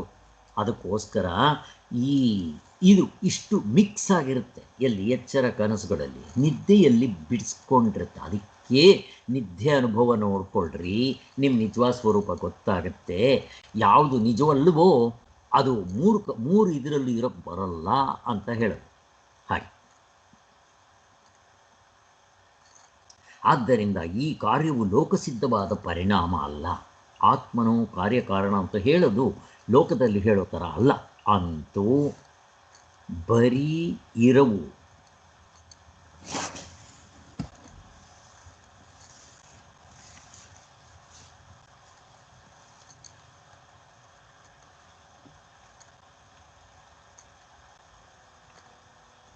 ಇಲ್ಲಿ ಕಾರ್ಯಕಾರಣದಲ್ಲಿ ಹೇಳುವಾಗ ಕಾರಣವು ಕಾರ್ಯವಾಗಿ ತೋರುತ್ತೆ.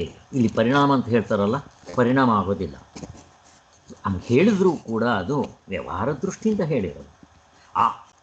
ಆ ಕಾರಣವೇ ಕಾರ್ಯವಾಗಿ ತೋರ್ತಾ ಇದೆ ಅಷ್ಟೇ. ಮತ್ತು ಅದು ಪೂರ್ಣ, ಇದು ಪೂರ್ಣ.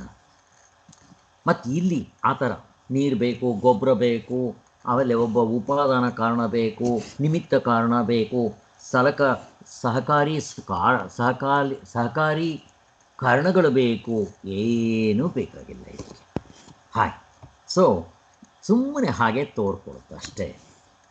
ಹಾಗೆ ಅಂದರೆ ಹಗ್ಗ ಹಾವು ತೋರಂಗೆ ತೋರುತ್ತಷ್ಟೇ. ಅಲ್ಲಿ ನಿಜವಾಗ್ಲೂ ಹೇಳಬೇಕು ಅಂದರೆ ಹಾಗಿರಲ್ಲ. ಇಲ್ಲೂ ಹಾಗೆ ತಗೋಬೇಕು ಆ್ಯಕ್ಚುಲಿ. ನಿಜವಾಗಲೂ ಪ್ರಪಂಚ ಆಗಲಿ ಅವಸ್ಥೆಗಳಾಗಲಿ ಇಲ್ಲ, ಅನಾತ್ಮ ಅವಕ್ಕಿರಕ್ಕೆಲ್ಲಿದೆ ಯೋಗ್ಯ. ಆದ್ದರಿಂದ ವ್ಯಾಪ್ತವಾಗಿ ಕಾರ್ಯವಾಗಿ ತೋರುತ್ತೆ. ಅಂದರೆ ಕಾರಣವೇ ಇರೋದು, ಕಾರ್ಯ ಅಂತ ಅನ್ನೋದು ಇಲ್ಲ. ಆತ್ಮನೇ ಇರೋದು, ಅನಾತ್ಮ ಇಲ್ಲ. ಆತ್ಮನೇ ಇರೋದು, ಅವಸ್ಥೆಗಳಿಲ್ಲ ಅಂತ ಹೀಗೆ ಅರ್ಥ ಮಾಡ್ಕೋಬೇಕು. ನೆಕ್ಸ್ಟ್ ಪ್ಯಾರ ನಾನು ನಾಳೆ ಕಂಟಿನ್ಯೂ ಮಾಡ್ತೀನಿ. ಇದು ಮುಗಿದ ಮೇಲೆ ಇದ್ರ ಬಗ್ಗೆ ಸ್ವಲ್ಪ ಪ್ರಶ್ನೋತ್ತರಗಳ ಥರ ಇಟ್ಕೋಣ. ಯಾಕೆ ಅಂತಂದರೆ ಹಿಂದೆ ನಾವು ಮಾಡಿರೋದೆಲ್ಲ ಇದರಲ್ಲಿ ಸಾರಾಂಶ ಬರುತ್ತೆ. ಅದಕ್ಕೋಸ್ಕರ ಇದನ್ನು ಸ್ವಲ್ಪ ಚಿಂತನೆ ಮಾಡೋಣ. ನೀವು ಇವಾಗಲೇ ಸ್ವಲ್ಪ ಓದ್ಕೊಂಡು ರೆಡಿಯಾಗಿ. ನಾಳೆ ಕ್ಲಾಸ್ಗೆ ಇದು ಮುಗ್ದೋಗುತ್ತಿದ್ದು ಟಾಪಿಕ್ಕು ಮಾಡೋಣ. ಓಂ ಶಾಂತಿ ಶಾಂತಿ ಶಾಂತಿ. ಜೈ.